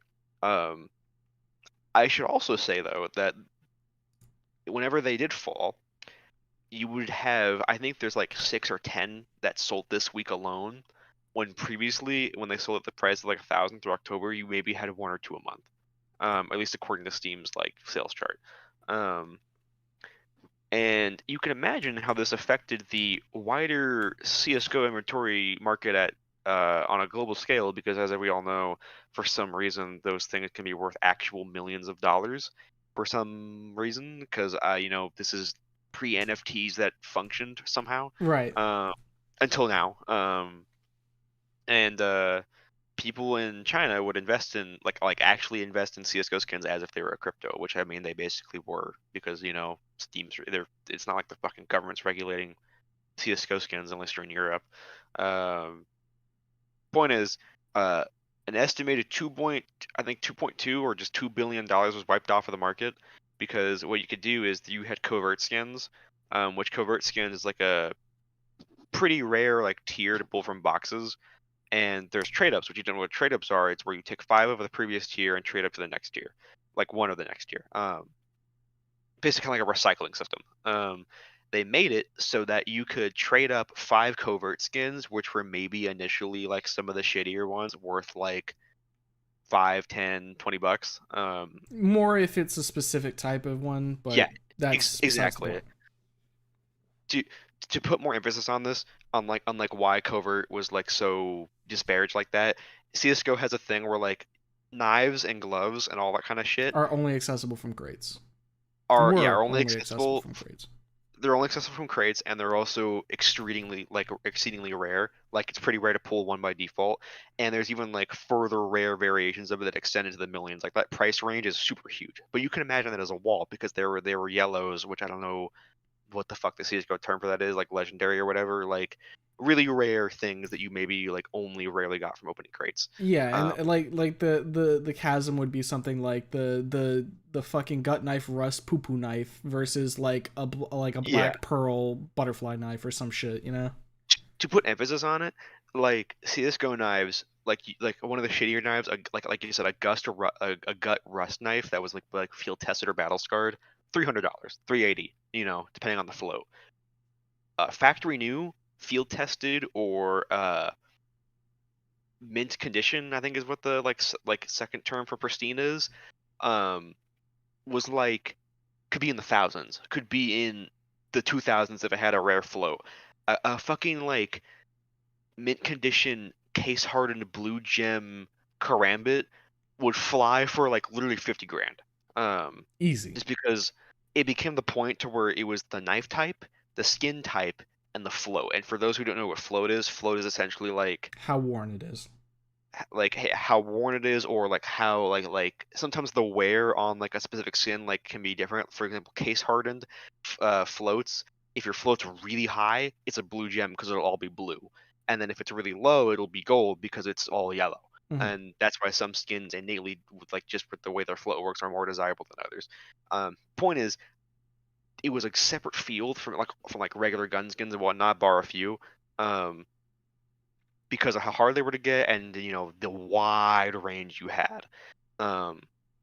Covert skins you could just get pretty a little bit easier, or you could trade up to them, and then maybe if there was one that was really good, maybe like 120, $500 if it was crazy or something like that, or if you want one more of the cheap ones that's still like factory new, maybe 50, $40. Like there's still like a profit to be made. Circling back to what they did now, they made it so that you can trade up covert skins. So people who had a bunch of like cheap, like fucked up battle scarred ones or like field tested ones from before could trade up to gloves and a knife, which you previously couldn't do. So now, instead of having to pay like $500 for like a field tested knife, you can just trade up shitty field tested covert skins that were not popular of any kind and get that same knife for instead maybe the collective total of like $100 if you like had shitty, like really shitty covert skins. Yeah. So of course their fucking value falls apart. To give some perspective, I had a P2K fire elemental, right? Which was a shit red. That was worth like $6-7. The price is 10x. It's fucking crazy. And a lot of these things, and so when the price fell and I checked on my inventory, I saw that my gloves were there and they were still at like 300, 400-ish, and so I sold them for 380. And someone did buy them, just waiting for Steam to put the funds in. So like, lesson is, don't invest in CS:GO skins, but if you have something that's just sitting in your inventory that you don't ever use, you don't play the game anymore, Might and you want to just check had if it because you just wanted it. fucking went high. I want to check it. you might have more money than you think you do right now. Because I do think this is the case where even if you had a shitty like covert skin or just a shitty pair of gloves, like the price that you paid may be still like a lot lower than they are right now, because people are still buying gloves because it's not like gloves are dropped to $10. They're still 300. They just used to be 1,000. So Right. like that's still a lot of money. It's just more accessible, so they're still selling at a nice value. Like the market's not inflated with them yet, but you can still sell things because people are like, hey, I do have $300 for that thing that used to be 1,000. Right. My money is that they so did no, it so that they could shadow quell CS gambling sites, but I'm pretty sure they'll keep going anyway. I mean, to like try and smack them on the head a little bit, sure. Yeah, some people say that it's like part of a bigger plan, which when I hear that, I think of the Bed Bath & Beyond guy, looks like Smoka. But ultimately, I do think this is just like they saw that the market was getting like, because I mean, looking at the Steam charts for October alone, my gloves before October, $500. Suddenly when October hits, October 18th, 1,200. I don't know what the fuck was happening. There was a huge spike in the bubble burst kind of deal, you know what I mean? Right. Except they did the bursting deliberately. And I think I don't think there's any like major plan behind it. I think it was just to, hit gambling sites and maybe close the disparity gap a little bit between Reds and Knives and Gloves, because the fucking like line between those two was always there, only being blurred by like super rare skins from crates that were no longer available, or just really nice looking skins, you know what I mean? Right. Um And it's crazy too, like seeing like the price of like crates go up, right? some of the crates have dropped. I know some have gone up really high, but some of them have also dropped, like the Dreams and Nightmares case, which I don't know if it's changed. I looked at it last night. It used to be like $5 because I had like a lot of good skins, and it dropped to I think like 3 or 2. Mm. I know key prices are also dropping apparently. How does a key price drop? Don't you just buy that from the fucking... Steam gives you your keys, but some keys you can also just sell yourself if you have them in bulk. Fucking... So, like, for example... So, here's one that's funny, right? Back in Operation Breakout, you could get your cases for, like, 20 cents a pop, right? Or, like, probably even less. They're $11. Yeah. The thing with CSGO is like what people thought Beanie Babies was going to fucking be. If you have shit from 2014, 2011, that shit's probably pretty good, even if it is just like a $11 like case. Like the idea that you had a case from a free drop, or maybe bought it for 20 cents and it's now $11. Yeah, like I have 6 Operation Breakout cases. I could go buy like a full ass game with that. Like, go check your inventories if you play CSGO. Some of those drops, or maybe a crate you opened when you were younger, like might just be cool. Yeah.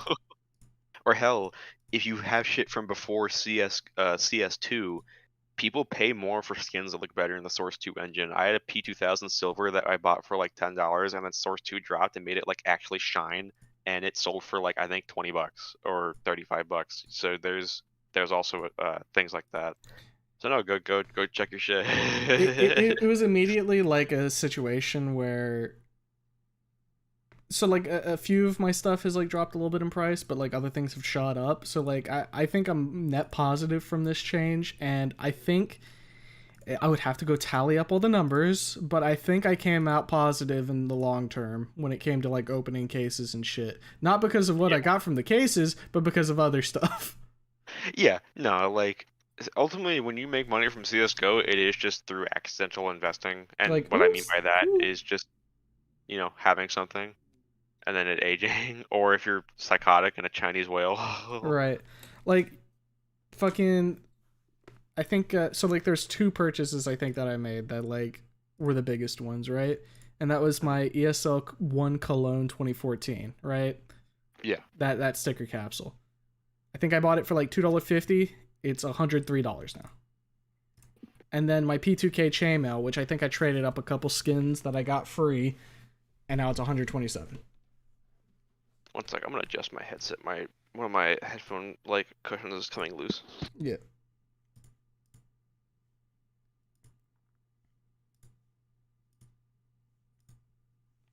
Oh.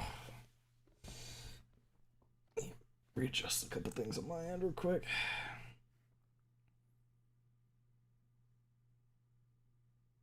There are dozens of confirmed reports of people E1ing over it. Literal 2008. I mean, look, when all your money is in digital assets, and digital asset fucking suddenly huge depreciate to the point of it's like you've lost 3/4 of your money. Yeah, I mean, people are gonna do a big crash out. Big skin sites just cashed out right before the crash. It's really sus. That does sound like a little bit of maybe insider information. Redownloading right now to see what I got. You ain't even gotta do that. You can just hop on like your fucking Steam inventory and take a look. Speaking of which, I do have a game, so I'm gonna add this to my library. Iron has sent me something. Smile. Sold my factory new Electric High to Op a couple months ago for like $55. Don't know how much it is now. You know what? Let's do a little experiment here. Electric Hive. I spelled that wrong. Electric Hive factory new. Yeah, you would have got double the price. It's $98 right now.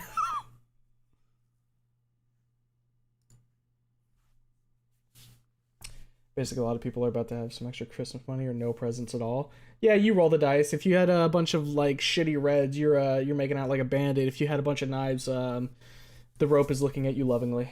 It's roughly the equivalent of losing 80% of your 401k right before you retire. Yep. Though, look, I would question the wisdom of putting your life savings into something that could be as volatile as, hey, we pushed an update and now your shit's worthless. You know what I mean? I don't know. Maybe it's just me, but that sounds like a good way to get fucked over pretty hard. All right, I'm back. Oh. Hello. Bored What are we ape talking about? NFT crash ass scenario. I was just Pretty saying that much. like I question the wisdom of keeping your life savings in something that's potentially so volatile. Yeah, no, absolutely. I mean, that's just the nature with investing, right? Like, if you keep your shit in volatile shit, it can, Disappear. turn into $0. And uh, as the life lesson is with fucking anything, never put your eggs in one basket. Never put all of your eggs in one basket. And the moment that the volatile stock gives you big money, take that money and fucking run. Don't say diamond hands. Yeah, don't quote unquote lock in. Take it out. Who cares if you missed out on another bump? You have your bump now. I'd rather Um, cash out before two big bumps, as long as I don't hit that fucking immense pitfall that comes after. that's why I sold my gloves immediately. I was like, "Hey man, this is about 150 more than I paid for.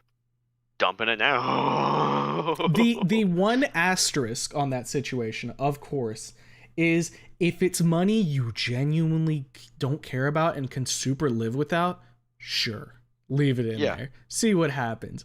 But if it's like, if if all this money disappears, the loan sharks are gonna come and break my fucking neck, maybe don't leave the money there. Maybe move that somewhere else, bud.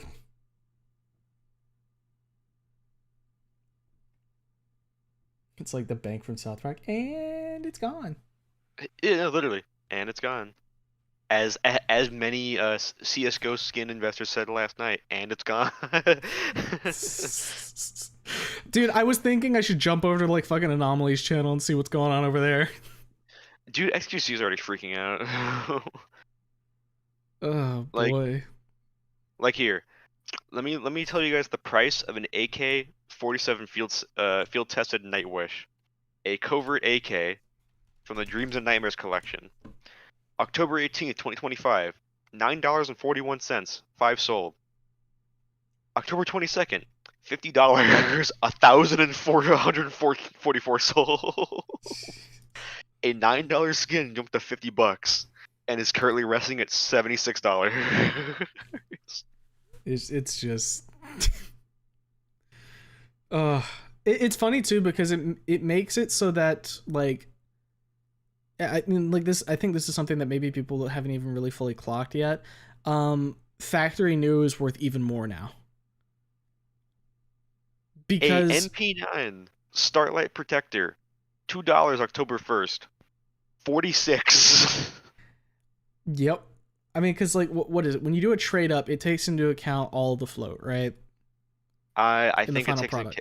the wear, yeah. Yeah. So if you're trying to get a factory new knife, suddenly the factory new purple skin you got is actually worth a bit more than you would have even anticipated with these changes. Because you're like, okay, well, you don't want to buy 5 fucking battle scarred purple skins. You want 5 factory new so that your fucking new shiny knife doesn't look like doo doo. Yep. To also put this in perspective, again, not to just drive it into the ground, but like a karambit, like no skin attached, just like the knife straight up, the thing you can get in the game. Mm. 18,000 or sorry, yeah, $1,000 or $1,800 on October 22nd. The fucking day after, dropped to just 800. It is fucking crazy.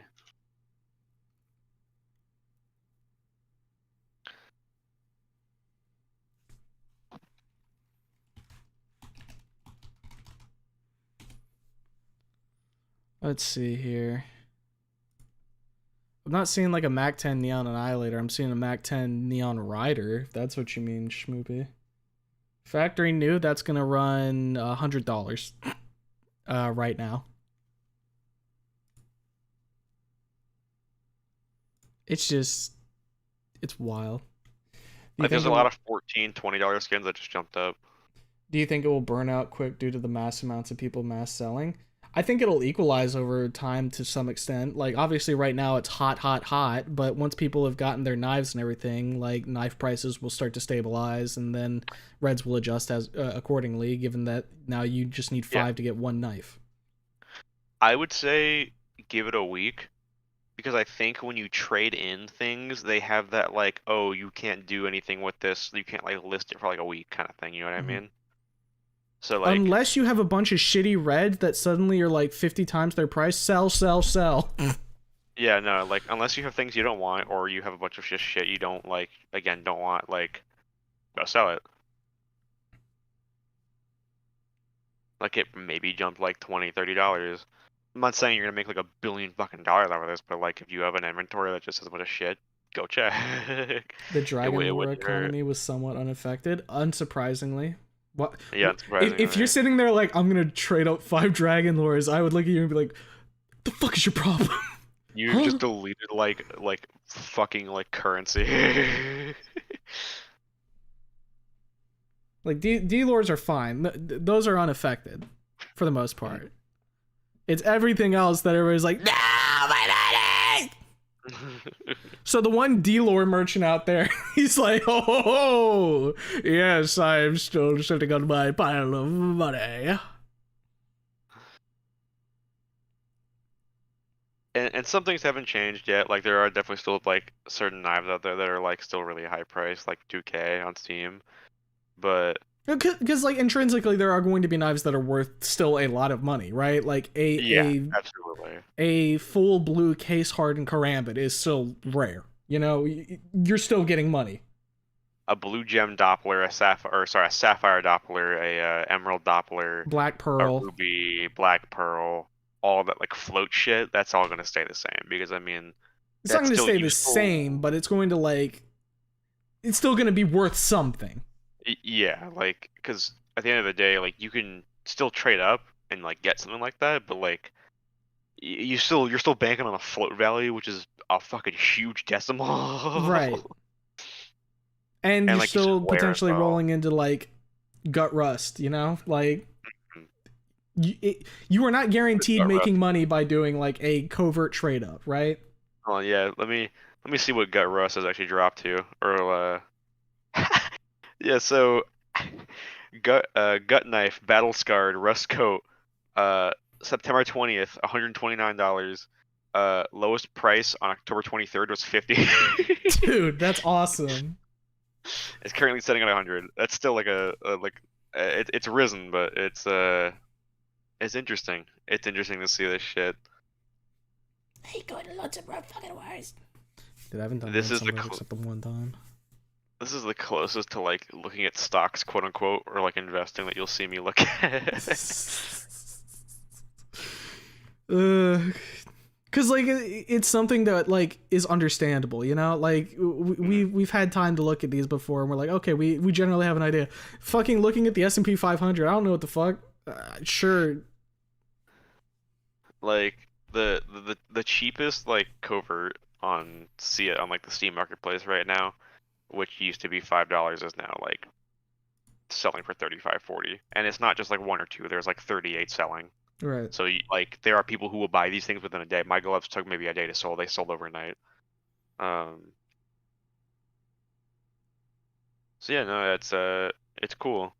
It is, again, it's nice to see that if you just have shit sitting in inventory, you just might have, you know, suddenly now had have a big money. come up. And then if you were somebody who actively invests in all this, you're probably looking lovingly at the noose. Yeah.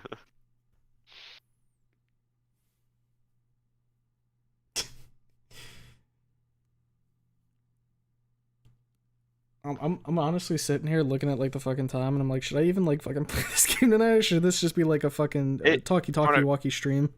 From what I heard, it's short, and I got homework to focus on anyway, so I'm about to like lock in here. All right, that's fair enough. I guess I'll give this a go then. Dude, I haven't eaten anything. I'm not gonna be going super long. I need to get something to eat here soon.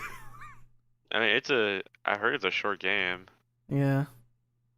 This will be a good like 2.5 hour stream, I'm pretty sure. Which I'm not gonna even complain about. The fucking Dustborn stream on Monday is gonna annihilate me. I'm gonna be dead on the ground. Ugh. Alright, I'm gonna hit play on this fucking thing now. Alright. I'm gonna go ahead and definitely lock in. I'll be back in like an hour. Alright, sounds good. Alright, chat, there you go. You got a big old fucking like talk stream, or like, it's not even a talk stream, I don't know what to call it. I gotta get the game open first. It like open in a small screen. I'm gonna see if I can enlarge it real quick. Otherwise this is gonna be a little odd. Oh. It's not responding. Dustborn on Monday. Yeah, fucking Smoko, Iron, and Lanny bullied me. Options. Set full screen. You must first enter the dark place. What? Okay. Alright. Are you sure? Save data will reset if there's any. Yes. Content warning. Welcome to the dark place. Contains heavy themes surrounding death and mental illness, as well as descriptions of suicide. Okay. Audio is essential. Please play with sound. You will need left and right speaker. Headphones are best. Okay. Your volume might be too loud if you could clearly hear the static noise. Be nice to your ears. I mean, After the intro, every choice you make will be saved. You can press escape or start at any time to quit the main menu. Death resets all progress. You can reset your progress in the options. Okay. I tell you could describe a state. Make a map of sorrow. Oh my god, this is actually very loud. I think we just got hit by a car. Okay, hold on. No, I don't want to quit. I want to... Son of a bitch. Stream screen? I know! I was trying to full screen! Okay, options. Set full screen. You must enter the dark place. What do you mean? Let me full screen!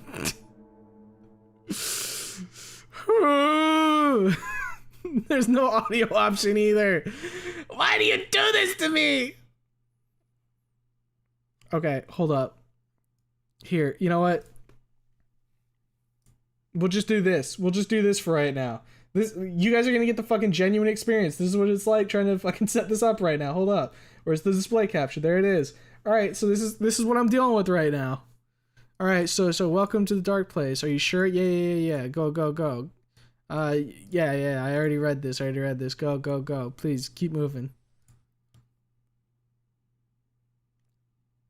Can't wait for the main character to say the C word with a hard R to the robot.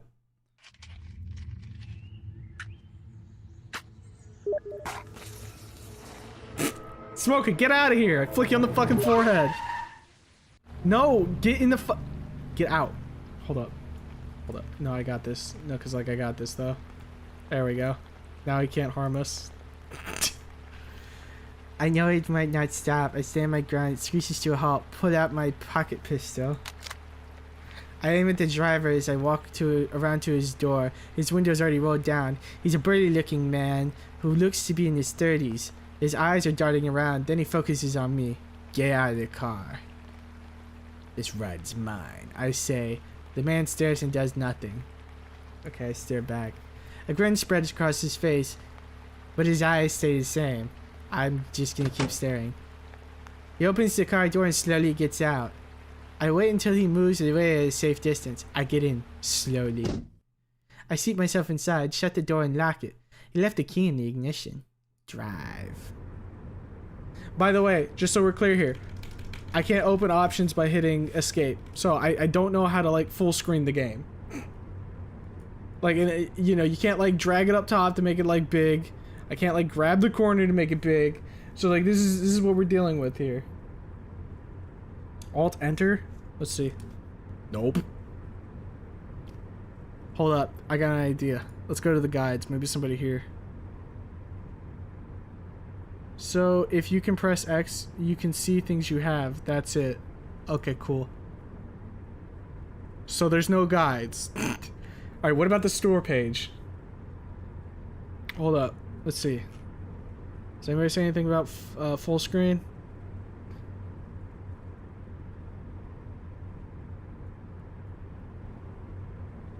Nope. Nope, no full screen yet. Let's try F11. Come on, guys, F11. Doesn't work. Okay, wait, what if I do this? Hold up. What if I turn off display capture, right? We do window capture. And I capture the game. And then I try and... Hey! Now we did it. Streamer figures it out. We're good. Okay. I press down on the gas and the dark trees outside start whizzing by. Something doesn't feel right. It's probably just my seat. Adjust it. Ah, that's all. I move the seat forward and I lean back a little. This is better.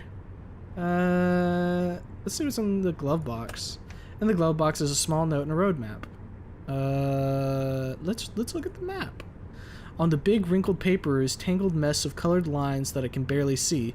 On the bottom right, scrawled in pencil, are the words, "You'll have to keep your own." Okay, read the note. "Enjoy the car while it's yours." What does that mean? Radio time. I click the radio on and twist the dial. Some opera singer. Awkward. Now some silly country music. Gross. I stop at a solemn piano. Ah, classical music. Boring! I twist the dial again. Some experimental rock, some electronic pop. Not in the mood. Not in the mood for rap either. Ugh. Well, what the fuck do you want to listen to? Then I find pure static. Oh, well, I guess that's it. I lean back and let go of the steering wheel. I'm just resting my foot on the pedal, watching the road with half-open eyes, imagining I'm on the ocean. I don't think drifting off's a good idea. I can feel the bright wind and water battering my face. The shore stretches on for miles and I'm alone. Sleepy. I jerk awake. What's that noise? I'm still on the road. I'm gonna look at the sunroof. The sky is dark and clear. I see some stars. I guess we just calm down. Ain't fuck else to do. Listen to static, and again, I begin to drift off into its waves. We're gonna die. We're gonna crash straight into a fucking tree. I'll go wherever the road takes me. Open my eyes. The low fuel icon is lit up. Already? Floor it. I press down on the gas. The car surges forward with the last of its fuel. I'll coast on this as long as I can. I notice something ahead. I look ahead. Screen froze? Oh, screen is froze.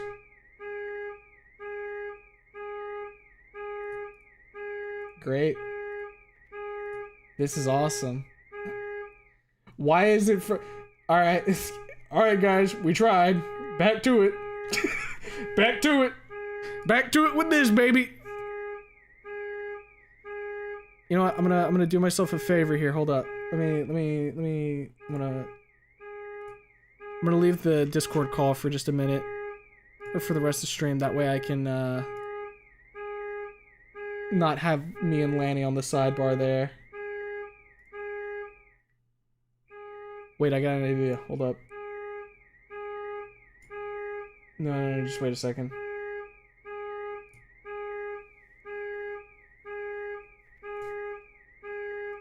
Ignore the car horn.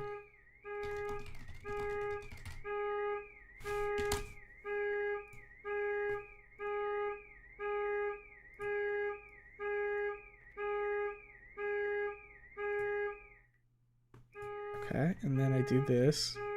And then I do this. And then... How do I turn off my taskbar for a minute? Automatically hide taskbar in desk mode? Maybe? No, that's not gonna work.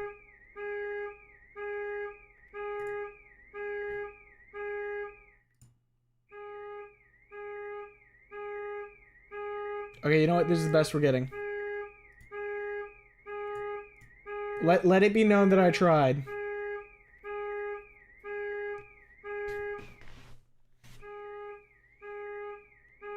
There we go. This is what you're getting. Ignore the taskbar at the bottom. It doesn't matter. I blink. When I open my eyes, a deer is crashing through the front windshield. The airbag goes off and the car swerves into a tree. The deer is spasming out. Its antlers could kill me. I guess I should get out of the car, huh? It's louder outside of the car. I fall into the grass, lying on my back. The deer suddenly freezes and looks at me from inside the car. I'm gonna stare. The deer's head turns around on a swivel, all the way around until it's facing me again. Then its head pops up on two metal beams, revealing a round, wind-up alarm clock. The clock goes off, rattling atop its severed neck. Alright, we need to go. The deer was a bomb. The deer explodes and the car bursts into flames. I stagger away, standing in the brush off to the side of the road. Turn back. Washed in red light, I stare at the car on fire, my mouth agape. I can't believe what just happened. The deer is gone or it's in the fire. I'm gonna wait for the fire to stop. I take a seat in the grass down the hill while the car burns. A misty rain comes down in bursts and I'm shivering. Eventually the fire stops. We need to investigate the deer. Why the fuck did it explode? I come to the car and look it over for a second. It's black and smells like burnt oil and rubber. The deer is gone. Where is it now? Try to start the car. I don't even know where to put the key. Okay, look at the side view mirror. I see a pair of lights. Get out. Uh-oh. I jump out. As I bring my hand down to hover over my gun, something becomes restless in the air around me, like static electricity. The headlights are getting closer. Step out into the road. The car screeches to a halt in front of me. Pull out my pistol! The hood of the car is unlatched and the windshield is cracked. There's a kid crying in the back seat. I brandish my pistol. Go to the driver window. A young short-haired woman stares at the road ahead, pale hands clutching the wheel. The kid looks like me. Is that me? I'm gonna open the front door. What am I? Oh, hey, it just went full screen now. Something strikes. The world crumbles under my feet and I fall into a black ravine. I'm drowning. I can't see. Guys, it fixed itself. We're good. Wave my arms. All once true is false. In one hard blow, I'm knocked into the dark place where all the people go. Where all the people go, actually. Wake up. I pick myself up. The canopy of leaves far above my head shroud the cloudy sky, so it's dimmed down to the forest floor. I've never been here before. Nailed to a tree, there's a note. I'm just gonna go elsewhere. Press X to check my pockets. What's in my pocket? Tiny handgun. I hear a distant train whistle. All I have is an empty handgun. We're gonna go north. Forest. To the north, I see a tree with a hole in it. Go north. Hole tree. One of the old trees here has a large hole that allows me to see straight through to the other side. Put my arm through the hole. I put my arm through the strange tree. Nothing happens. What if I closed my eyes? Every now and then I feel something blowing on my arm. It's wet. Or it's warm. Keep my eyes shut. Something chomps down. I open my eyes and reel back. My arm's gone. I collapse in shock. Ending 40. We're gonna continue.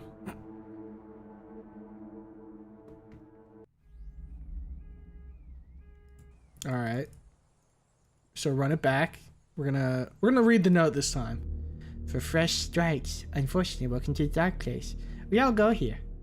Play by dark place's 6 rules, or fate's worse than death will find you in this nightmare. Oh god, is rule number 1 gonna say don't put your arm through holes? Keep reading. Number 1, 3 red blots mark liars. Number 2, food means depravity and death. Number 3, tethers of time are sped up by. This part of the note has been torn through. Number 4, holes in suspicious places may lead to the undergoing. Aw. Frick, I put my arm into the undergoing, dude. I shouldn't have done that. Frick, frick, frick!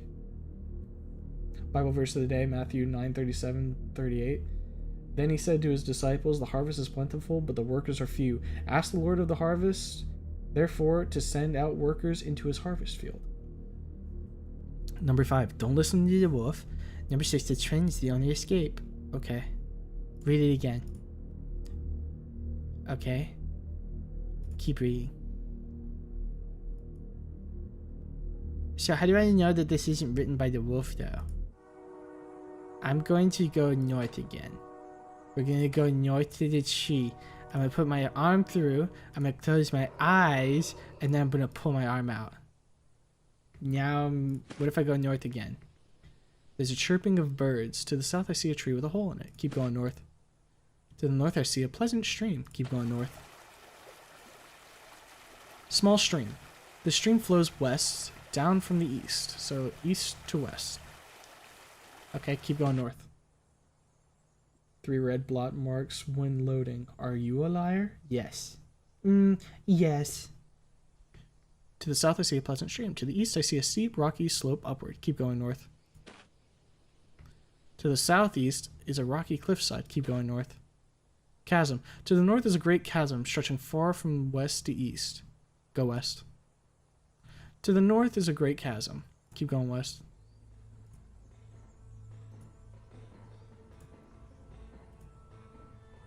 Damn. Oh. To the north is a great chasm.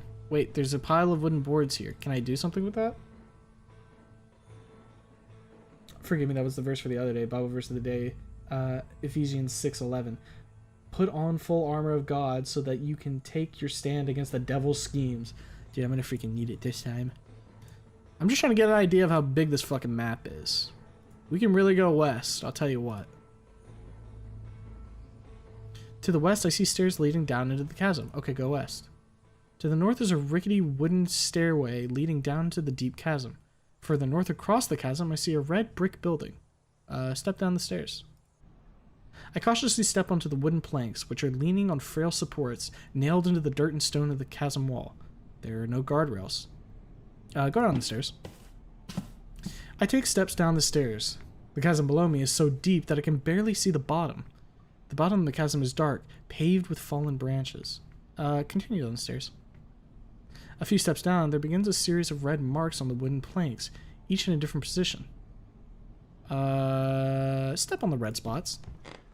I place my weight down on the next step, where it's been marked with red. It holds my weight, so I make my way carefully down the rest of the steps. I get to a series of thin wooden boards, which are precariously resting on metal poles that jut out from the chasm wall. Keep going. Between the metal supports, the wooden boards bend under my weight. Wind begins to flood down into the chasm from the northeast. It comes in gusts and waves.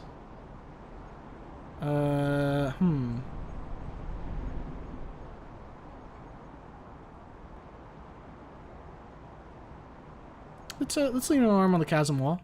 The wind suddenly stops. Keep going. Dude, this feels like a kiddie horror show game. This feels like fucking... Fuck, what was that old... what is it? The old text-based game with Grooves. I cannot fucking remember. Chasm South Side. Right here is a large metal door set a few inches into the rocky chasm wall. Ooh, behind me, there's a single wooden plank leading all the way across to the opposite side of the chasm. Look at the door. The big door has gathered a layer of rust. There's a barred window, but it's too dark to see anything inside. There are 3 marks of dried red paint on the door. Listen. It's too windy in the chasm to hear anything inside. Well, 3 marks means liar, so I'm not going anywhere. Look elsewhere. I'm gonna cross this plank. The bridge is just a long, narrow plank of wood. Here at the start, I see words marked on it in white chalk. Heed her voice, but don't test her patience. Okay. Go forward. I take a few steps. Go forward. Go forward.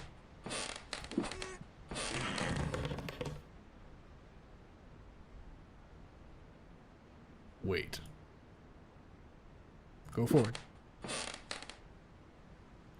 Go forward. Go forward. Wait. Go forward.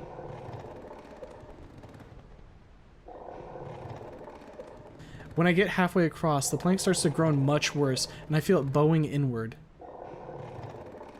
Wait. It's still groaning. I can feel myself sinking as the plank of wood bends under me. No, but wait though.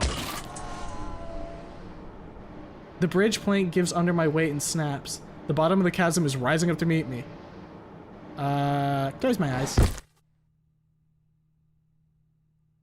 Well, shit. That didn't go quite as we hoped, did it?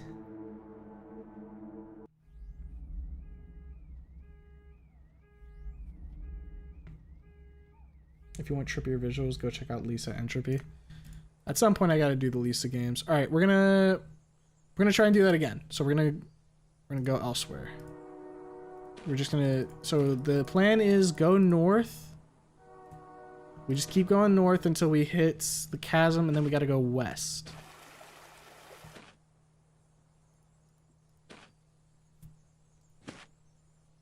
Okay, now it's just straight west. So once we hit the northwest, there's the ladder. Or not the ladder, the stairs. So we hit the wooden boards, so we're about halfway, I think.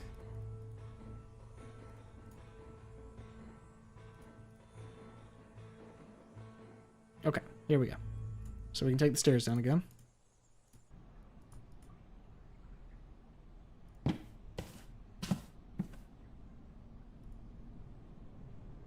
So we step on the red spots, because I'm pretty sure if we don't step on the red spots, the stairs are going to like fucking buckle beneath us or some shit.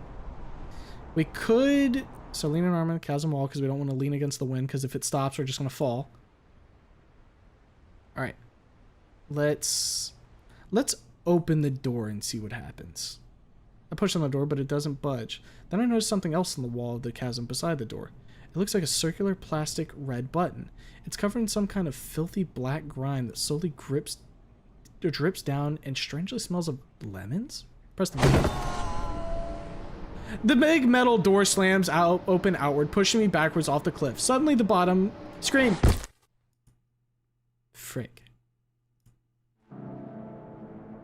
So it was just as we thought. Do not trust the door because of the red splotches. Alright.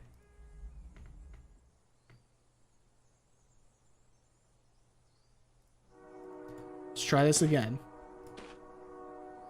It would be nice if I could drop like save states or something, but you know. Such is the way of things. Alright, we're gonna go west. Now, just for everybody, so we're all on the same page here. I am definitely not gonna like fucking try and 100% this game or some shit. We're just gonna pick a couple like things here, like check it out. Because this definitely seems like the type of thing that you gotta spend a lot of time kind of like figuring out if you want to like see all the stuff. That and we already chatted for like an hour 45 and I'm hungry, so. Alright, take the steps down. Continue down. Step on the red spots. So it feels like this is like just checks, essentially. You're trying to get to the end of it, and if you die, you hit ending 82. Alright, so we're gonna go across the plank.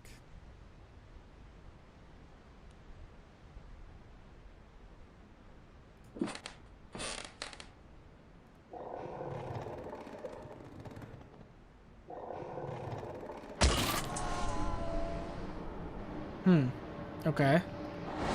So it was a little different that time when we waited. So maybe we're supposed to keep going until it groans, and if we make it to the halfway point, we sprint across. That might be the case. Who knows? Definitely not fucking me. Alright, go elsewhere. North. Don't put our arm through the hole. We already figured out that the hole evil.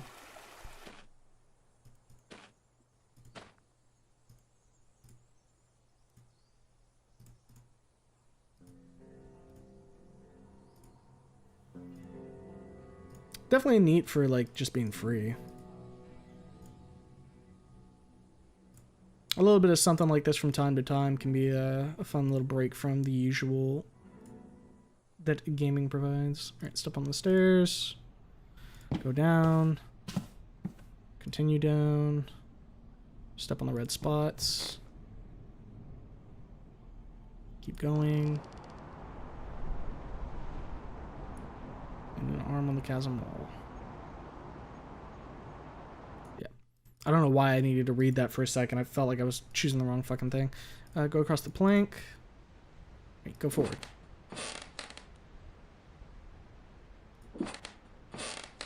Right.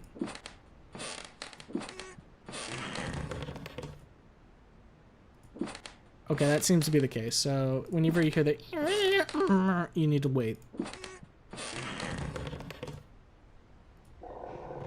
Okay, so now we're halfway across. So we need to run to the other side. I make a run for the north side of the chasm and step away from the wood plank. Look around.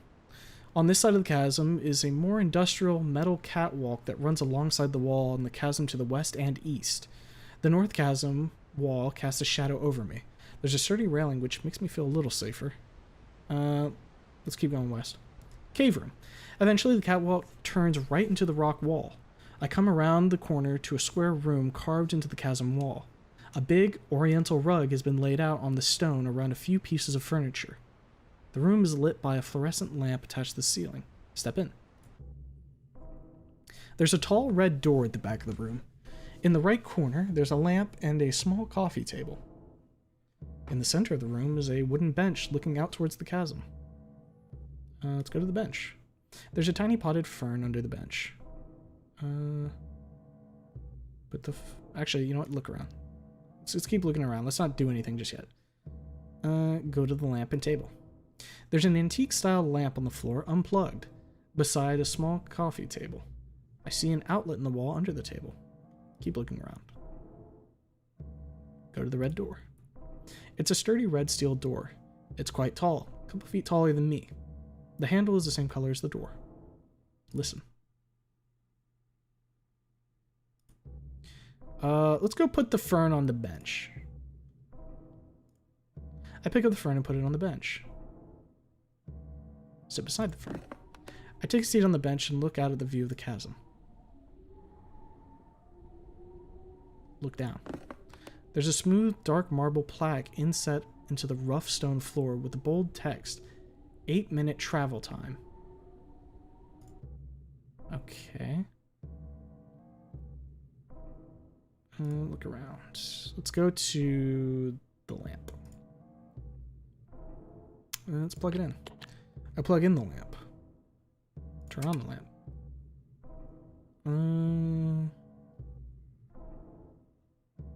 Look around. Let's go to the bench again. Let's look around. Actually, no. Go to the bench. Sit on the bench.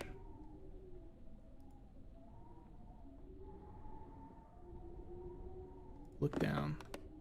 Does it say anything different? Okay. I thought maybe it would say something different. Put the fern under the bench. Nope. Let's look around again. Let's go to the door and see if we can open it. Open the door. It's locked. Of course it is.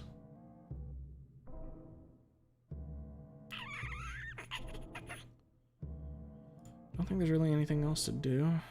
Turn off the lamp. Unplug the lamp. And might as well leave the place as we found it, right? So let's put the fern under the bench. Look around. And let's leave the cave, because we can't do anything right now. Leave the cave and go back east. The metal catwalk. So we're going to go east this time. Metal catwalk winds left and right around the big jutting rocks of the chasm wall. Suddenly the catwalk breaks off here, as if something destroyed it. On the chasm wall is a large steel lever. Look at the lever. The lever can be pulled up and down to 4 notches, which are labeled with dots colored red, green, blue, and yellow. There's a big number 2 painted on the rocks behind the lever.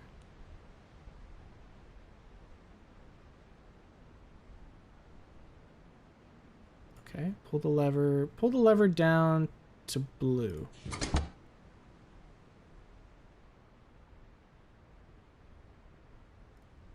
So, does this change this room? No, the room's still... I thought maybe it was on red and it changed it.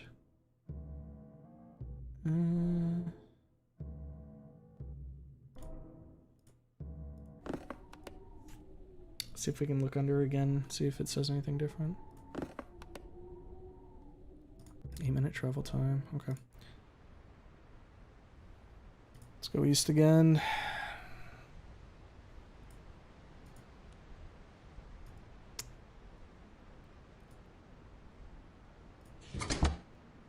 Green doesn't do anything. Yellow doesn't do anything. What about red?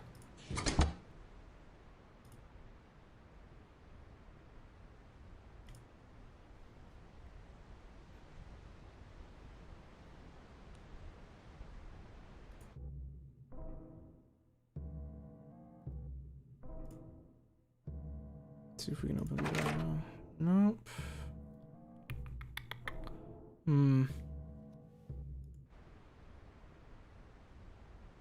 Seems like there might be some kind of combination we have to do with the rock here. Or with the lever.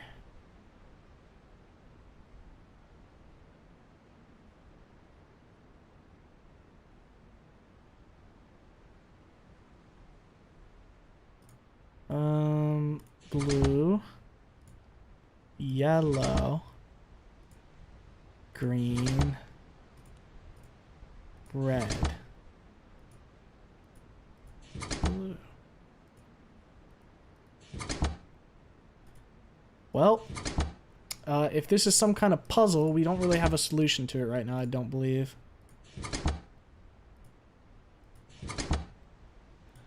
Yeah. And I'll read again. Big jutting chasm. The catwalk breaks off here. Is there something destroyed because Mars a large steel lever? Look at the lever.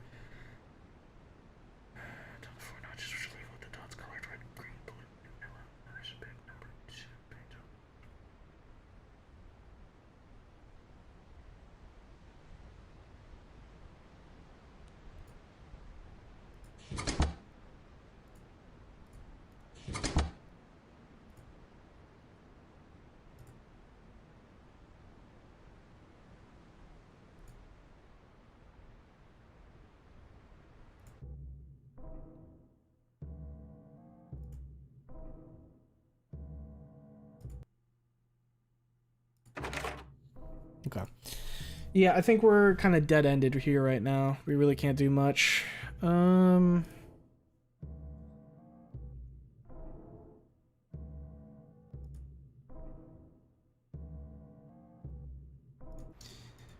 we'll just have to keep our eyes out for anything that talks about, I make my way across the bridge on the south side and it doesn't creak or groan. Okay. So we're just free to leave, essentially. So we're going to leave the chasm.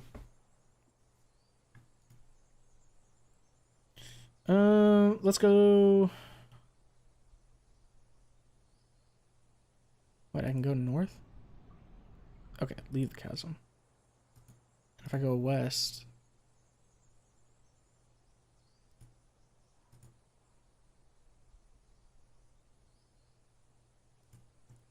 Okay, so we can keep going west from here.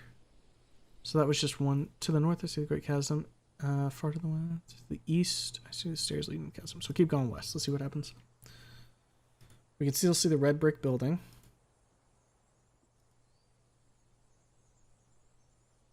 To the northeast, I see the edge of a chasm. Go north.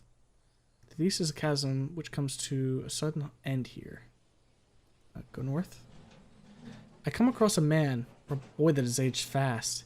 He's pale-faced and gaunt, pulling a big black circus wagon northwest. Look at the circus wagon. The wagon's a big two-wheeled box without windows, only tiny holes, through which I just see dark. There are fancy carvings along the edge. Look at the boy. The wagon is clearly a great force to pull. He's straining against the long wooden handle, pulling it towards the northwest. Wonder where he's going. Hello. Hey, I call to him. The boy doesn't stop. It's like he didn't even hear me. I walk up beside him. He seems entirely focused in his labor. What's in your wagon? Finally noticing me, his eyes flicker between his wagon and my general direction. He stutters a broken reply. See something? Something we don't have to, right, see? Where are you going? He's shaking. He turns to look at me, but looking at me is only a formality. All he really sees is the wagon. No, I don't. No. I'm just going. Can I help you? No, can't. If only. But this is it. No way around it. This is fine. It's okay. It has to be. Why do you need the wagon? Wagon is here for me. Run out. Keep nothing in. Can't outrun nothing. If only. Can you kill it? What? Don't. Stop it. Don't. Won't. I don't know. Okay. I don't. His fear is palpable. Like the giant hands of terror have formed around him. Say nothing. He starts again. He's quicker now, as if to make up for the few seconds he wasn't moving. Tell him to stop moving. Stop! I command. He keeps moving. He mutters something. Wheels can't stop turning. I'm gonna block his way and he's gonna run me over. I step into his path. He tries to go around me. Stop him. Uh-oh. The bells. I move in front of him. He mutters something and tries to go around me. Push him back. He begins to shake and shout, "Oh, the empty, the wagon isn't happy! Stop! Don't stop! Oh, God!" He panics and tries to force his way through me. I hear something inside the wagon. Push him back. Secret kept. It's a secret that's meant to be kept. Don't let it cry. The wagon is heaving violently from side to side. Don't listen to him. Something breaks free and crawls out from the side of the wagon. The boy screams and drops to the ground. It's not facing me. Stand my ground. It turns to face me. It's a night terror with the face of a broken clock. Faster and faster into eternity. It's moving towards me. Say something. Don't have or can't say the what are the reach for the pocket pistol. It stops. It doesn't know my gun is empty. Leave! It stays where it is. 3. It starts shaking.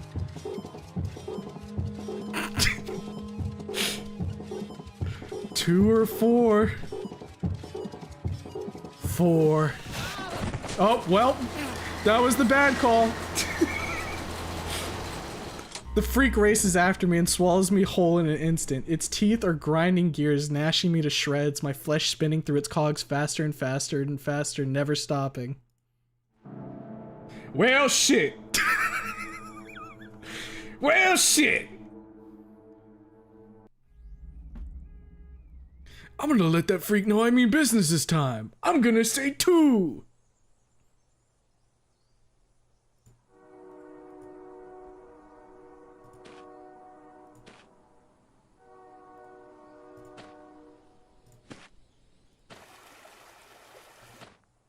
Can't believe we got the fucking grinded to a halt ending. And now we just gotta walk west a decent bit here.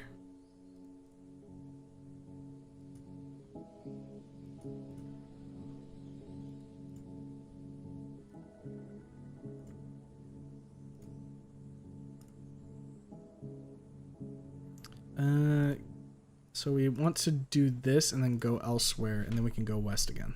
So we can keep walking west this way. Not to a halt. Those gears are ever turning. No, we're halted. Our life was halted. That's the wrong number, buddy. Don't say that. Even if it's true. So then we go north. Keep going north. Alright, here we go. Call to him.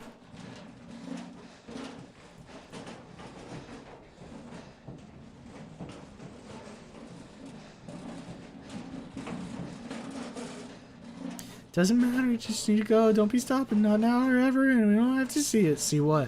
Nothing, see nothing, not something. The wagon's hollow. Why can't you talk? Can't. It's no time. Why are you... Why do you need the wagon? Can you kill it? Block his way.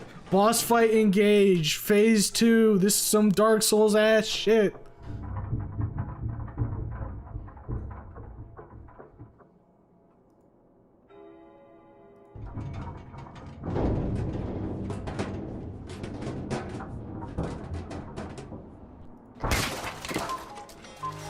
Pull the gun.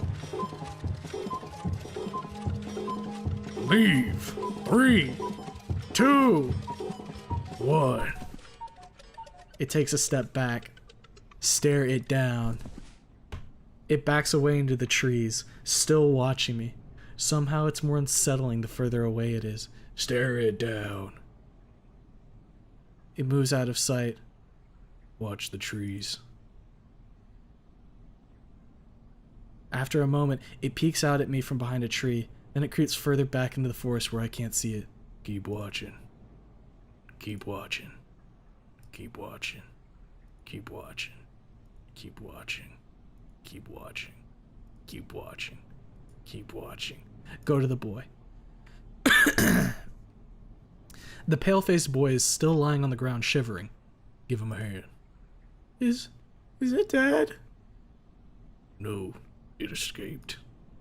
Oh, no. Now it's loose. Why if you'd have just let me go on my own, if...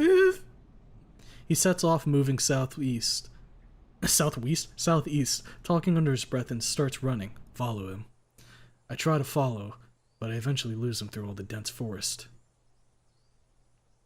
Let's go east. Forest. A telephone line runs across the tall wooden poles to the south and north. South. East. South. East. South. East. South. East.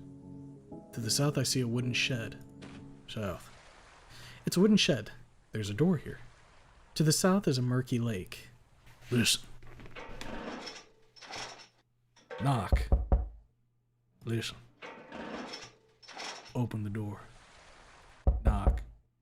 Open the door. Go elsewhere. I see a dock to the east. Let's go to the dock. To the south is a rickety wooden dock running out to the center of a murky lake. There's a tin bucket at the end of the dock. To the west is a small wooden shed. I want to go to the thing.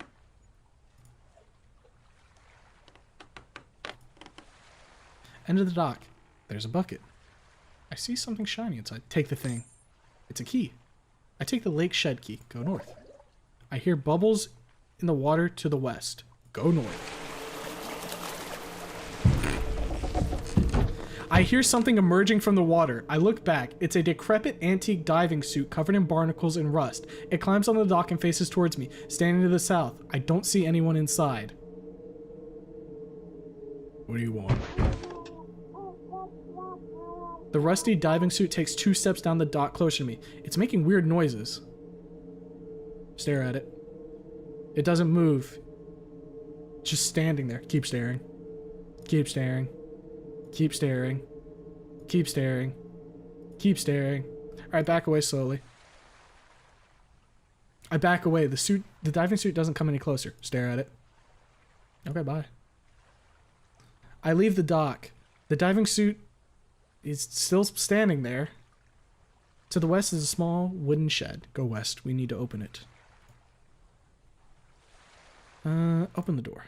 I use my key. The door unlocks. I push open the door. There's a gigantic machine and cords running all over the floor. And a man. His back is turned toward me. He notices the light and covers his face. No, please, just give me more time. What are you talking about?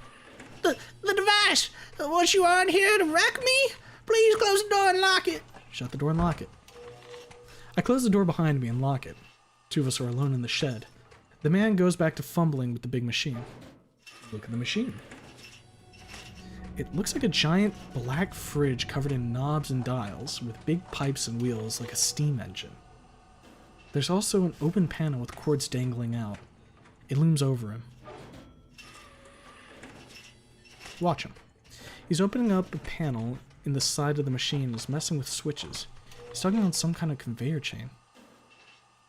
What are you doing? He seems startled by my words, as if he'd already forgotten I exist. The machine is dying, He says, what does it do? it keeps me alive, that's what it does. Why? He turns around and looks past me at the door.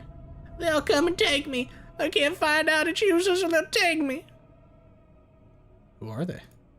Everyone! Where will they take you? They'll take me into Dimlos.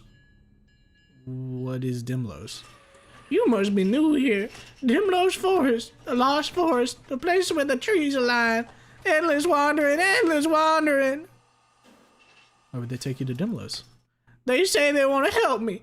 They just want to make me useful. He says, But I know I'll end up in Dimlos. I can help. Can you stay here? He says, Just for a little while longer. there's a pounding at the door and the man whimpers. Hold the door. I hold the door as best I can. It sounds like there are multiple people outside. Watch him. He turns back to the machine, as if to return to work, but his hands are down by his sides. As the door keeps rattling, he finally slides down to the floor. It's hopeless. Endless wandering. Endless wandering. I'll come find you. The door busts open, sending me across the floor. I land on the floor. Look. A dark, cold mist floods in through the door, filling the shed and making me shiver. Then, just as quickly, the mist fades away. The man's gone. There's no one else here. It's quiet. Look at the machine. A fire bursts out of the machine and streaks out through the door like a firework. Bright embers glide down to the floor where it was. Go outside. I step out of the shed. A blinding light reflects off the lake and something soars above it. I hear a call like a hawk. Leaves a trail of embers that fizzle out on the water. Then it zooms between the trees to the south side, leaving behind a path of fire which remains. Smoker with the fucking bozo tier. It kind of stinks you can't imagine this in your head. That and apples. No apples. I hope that the fucking black mist come and gets you too and takes you to Dimlos, you little bastard. Door's been busted off the hinges. South across the lake, I see a burnt path leading somewhere through the tree line. Let's go south. I guess we're gonna have to like go around it.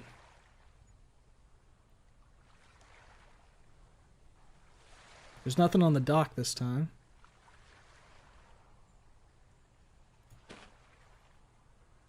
We're just gonna go around the lake.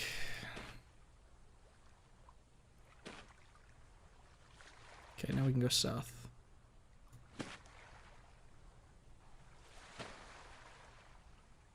So we went east, so whenever we can, we need to go west.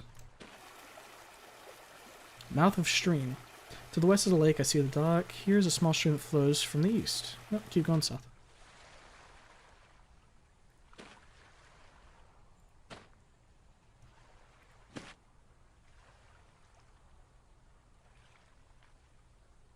Okay, now we can go west.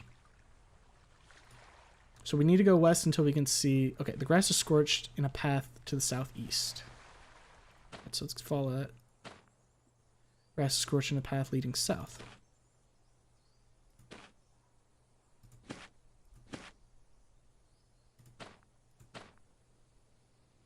Alright, so we're just going to go down south then. Grass is scorched in a path leading southeast. Alright, so let's go east, south, leading east. Grass is scorched in a path leading east still. Okay. Leading south now. And this thing really fucking rocketed off, huh? It's a narrow asphalt road leading east-west. I guess I'll just keep going south. Let's go back north, because I think I might have missed where I needed to go. should find grass scorching path leading south. So it still just keeps going down this way. So we're on the road now. It's a narrow asphalt road leading east to west. So let's take a quick look east. Tall building. To the west is a narrow building with many windows. A narrow asphalt road leads in the parking lot.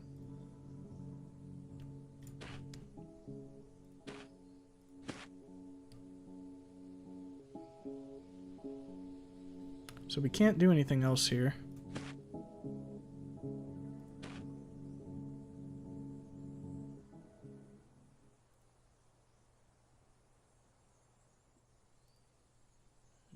It seems like it might have gotten into past the chain link fence then, I would guess. That or this was just supposed to point us in this direction to the factory. To the west is a tall, electrically powered gate with an asphalt road turning into it. Past the gate, I see some kind of enormous power plant. I see a guard stationed in the window nearby managing the gate. Okay. Can't go there.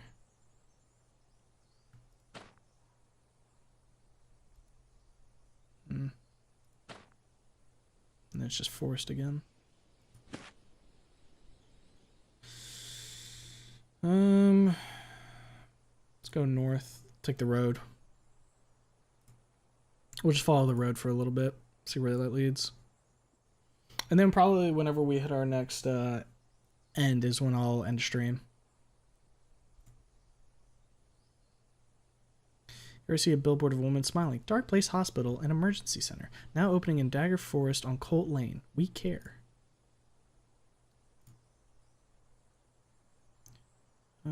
So it splits west, east, and south.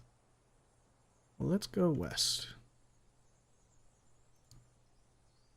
So I think tall building to the west. So let's go to the tall building. Looks like an office building, maybe 12 stories high, made of sleek gray panel walls. Ahead is a revolving door. Look closer. Strangely, only some floors have windows. I noticed the outline of what might be a door up on the wall of the first floor, printed with the same gray as the rest. Go inside. I entered through the revolving door to the lobby. There's a washed-out brown tile floor and a surprisingly low ceiling. At the far corner of the lobby is an elevator and a reception desk to the right of it.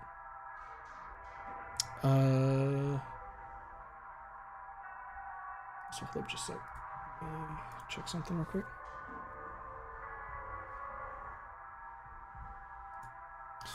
Alright, so let's look around the lobby.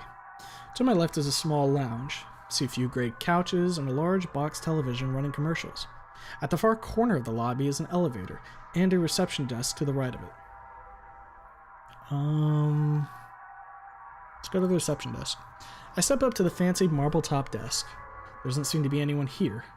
On the desk are neatly organized papers and a tiny brass bell dinger. Behind the desk, I notice a boom mic sticking out of the wall, nearly hidden by a file cabinet. Look at the papers. I take a stack of papers and flip through them. Most of the pages are full of financing and legal jargon. In the papers, I find a small green note. Read the note. Have the staff found a way to deal with the outbreak in floor 8? I've gotten word there's been a small case at the Northwest Station. The sooner the better. Oh, not an alien. Thank you for the 5 gifties. The 5 gift memberships. Much appreciated. My gift to you, many thanks. It is much appreciated. Let's ding the bell. I ding the bell. Nothing happens. Ding it again. Okay. Back behind the counter, a door opens and a lady walks quickly to the desk. She's wearing a gray suit that almost lets her blend in with the walls. Is there something you need? We do all kinds of great services here. Can I ask about a floor? What floor would you like to ask about? Floor 8. Floor 8 is under maintenance currently. Okay. What about floor 1? That's our own staff's offices. Okay. Floor 2? I'm not allowed to give away private information about our clients. Then she quickly mouths something to me while shaking her head, but I can't quite read her lips. Floor 3? What floor 3? What about floor 4? That floor is a sleep clinic. Okay. And what about floor 5? I believe that floor belongs to a security organization. Okay. Floor 7? Floor 7 is already in. It's booked right now. Okay, and let me flip through my notes here. Yeah, that's about it. You asked that already. Okay, I'm gonna go to the elevator. Above the tall gold-plated doors, there's an old-fashioned dial currently pointing to floor 7. There's a red square button on the left of the doors.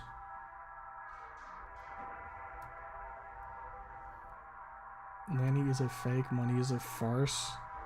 Brother, what are you rambling about? Above the tall, I just read this. Currently pointing to floor 7. There's a red square button on the left doors. Call the elevator. I press the button. The elevator's dial slowly turns all the way to the left, and the doors slide open, revealing the carpeted interior. Get inside. There's 12 buttons. To my right, there's a large monitor that spans the length of the wall. To my left, I see a tiny dark hole. Look at the hole. Looks like a tiny peephole, but I can't see anything when I look through it. It's pitch dark on the other side. Okay. I want to go to floor 3. I press the button to go to the 3rd floor. The elevator slides shut. Ooh! Let's go. The elevator doors slide open, revealing a cement wall. Look at the hole. Okay, guess that's that. Let's listen to the wall. Alright, that's about what I'd expect. Let's go to floor 8 and get incognito hazard contamination. And it didn't work. Okay. Floor 7. Okay. Floor 6. Okay. What about floor 5? Okay. Floor 4? Ah, floor 4 works.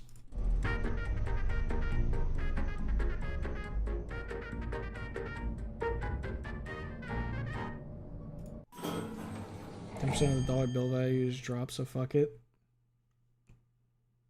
Damn, was that like some news or some shit? Elevator doors slide open. I'm on floor 4. It's a long hallway with white tile flooring and dizzying bright panel ceiling lights. Look at the hole. Let's leave the elevator. I step out of the elevator into the hall.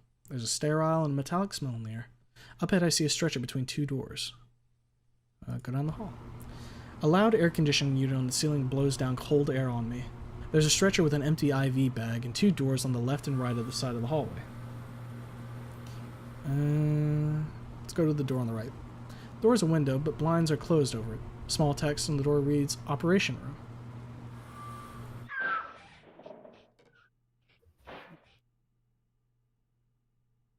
Alright, what's going on here? I open the door and look inside. It looks like a surgery room. There's a patient asleep in the bed. A tall figure in blue scrubs stands menacingly over her, holding up an empty syringe. Step into the room. The doctor turns towards me. He's wearing what looks like a black face mask that covers his entire face. He begins moving towards me with great strides. Close the door. The doctor turns and runs, reaching towards me with a gloved hand. I slam the door on his arm. He shoves the door back open and steps forward, reaching for my neck. Fucking give him the haymaker. Before I can think, he grabs my neck and chokes me while stabbing my neck with a syringe. Throw a haymaker. I try to act, but I already feel myself going limp and numb. In moments, I'm as much as a ghost, watching him carry my lifeless body to the ward. Well, shit. We done got drugged, boys. Fuck. Alright. Like I said, we were going to play until the next end. Interesting little game. I don't think I'm going to do this on stream. But maybe... I might play this off stream and just like record some shit and see if I can cobble something together.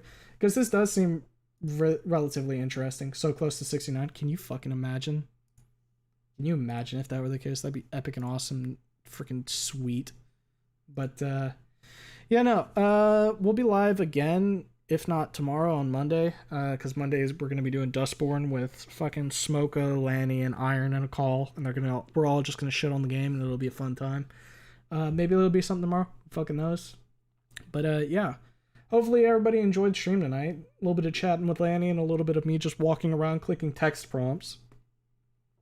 I would say this counts as like a micro reading stream, okay? But yeah, I hope you have a good rest of your day, night, evening, whatever time it is to you, and I'll catch you either tomorrow or Monday. Until then, take care. Bye-bye. Where's my hand?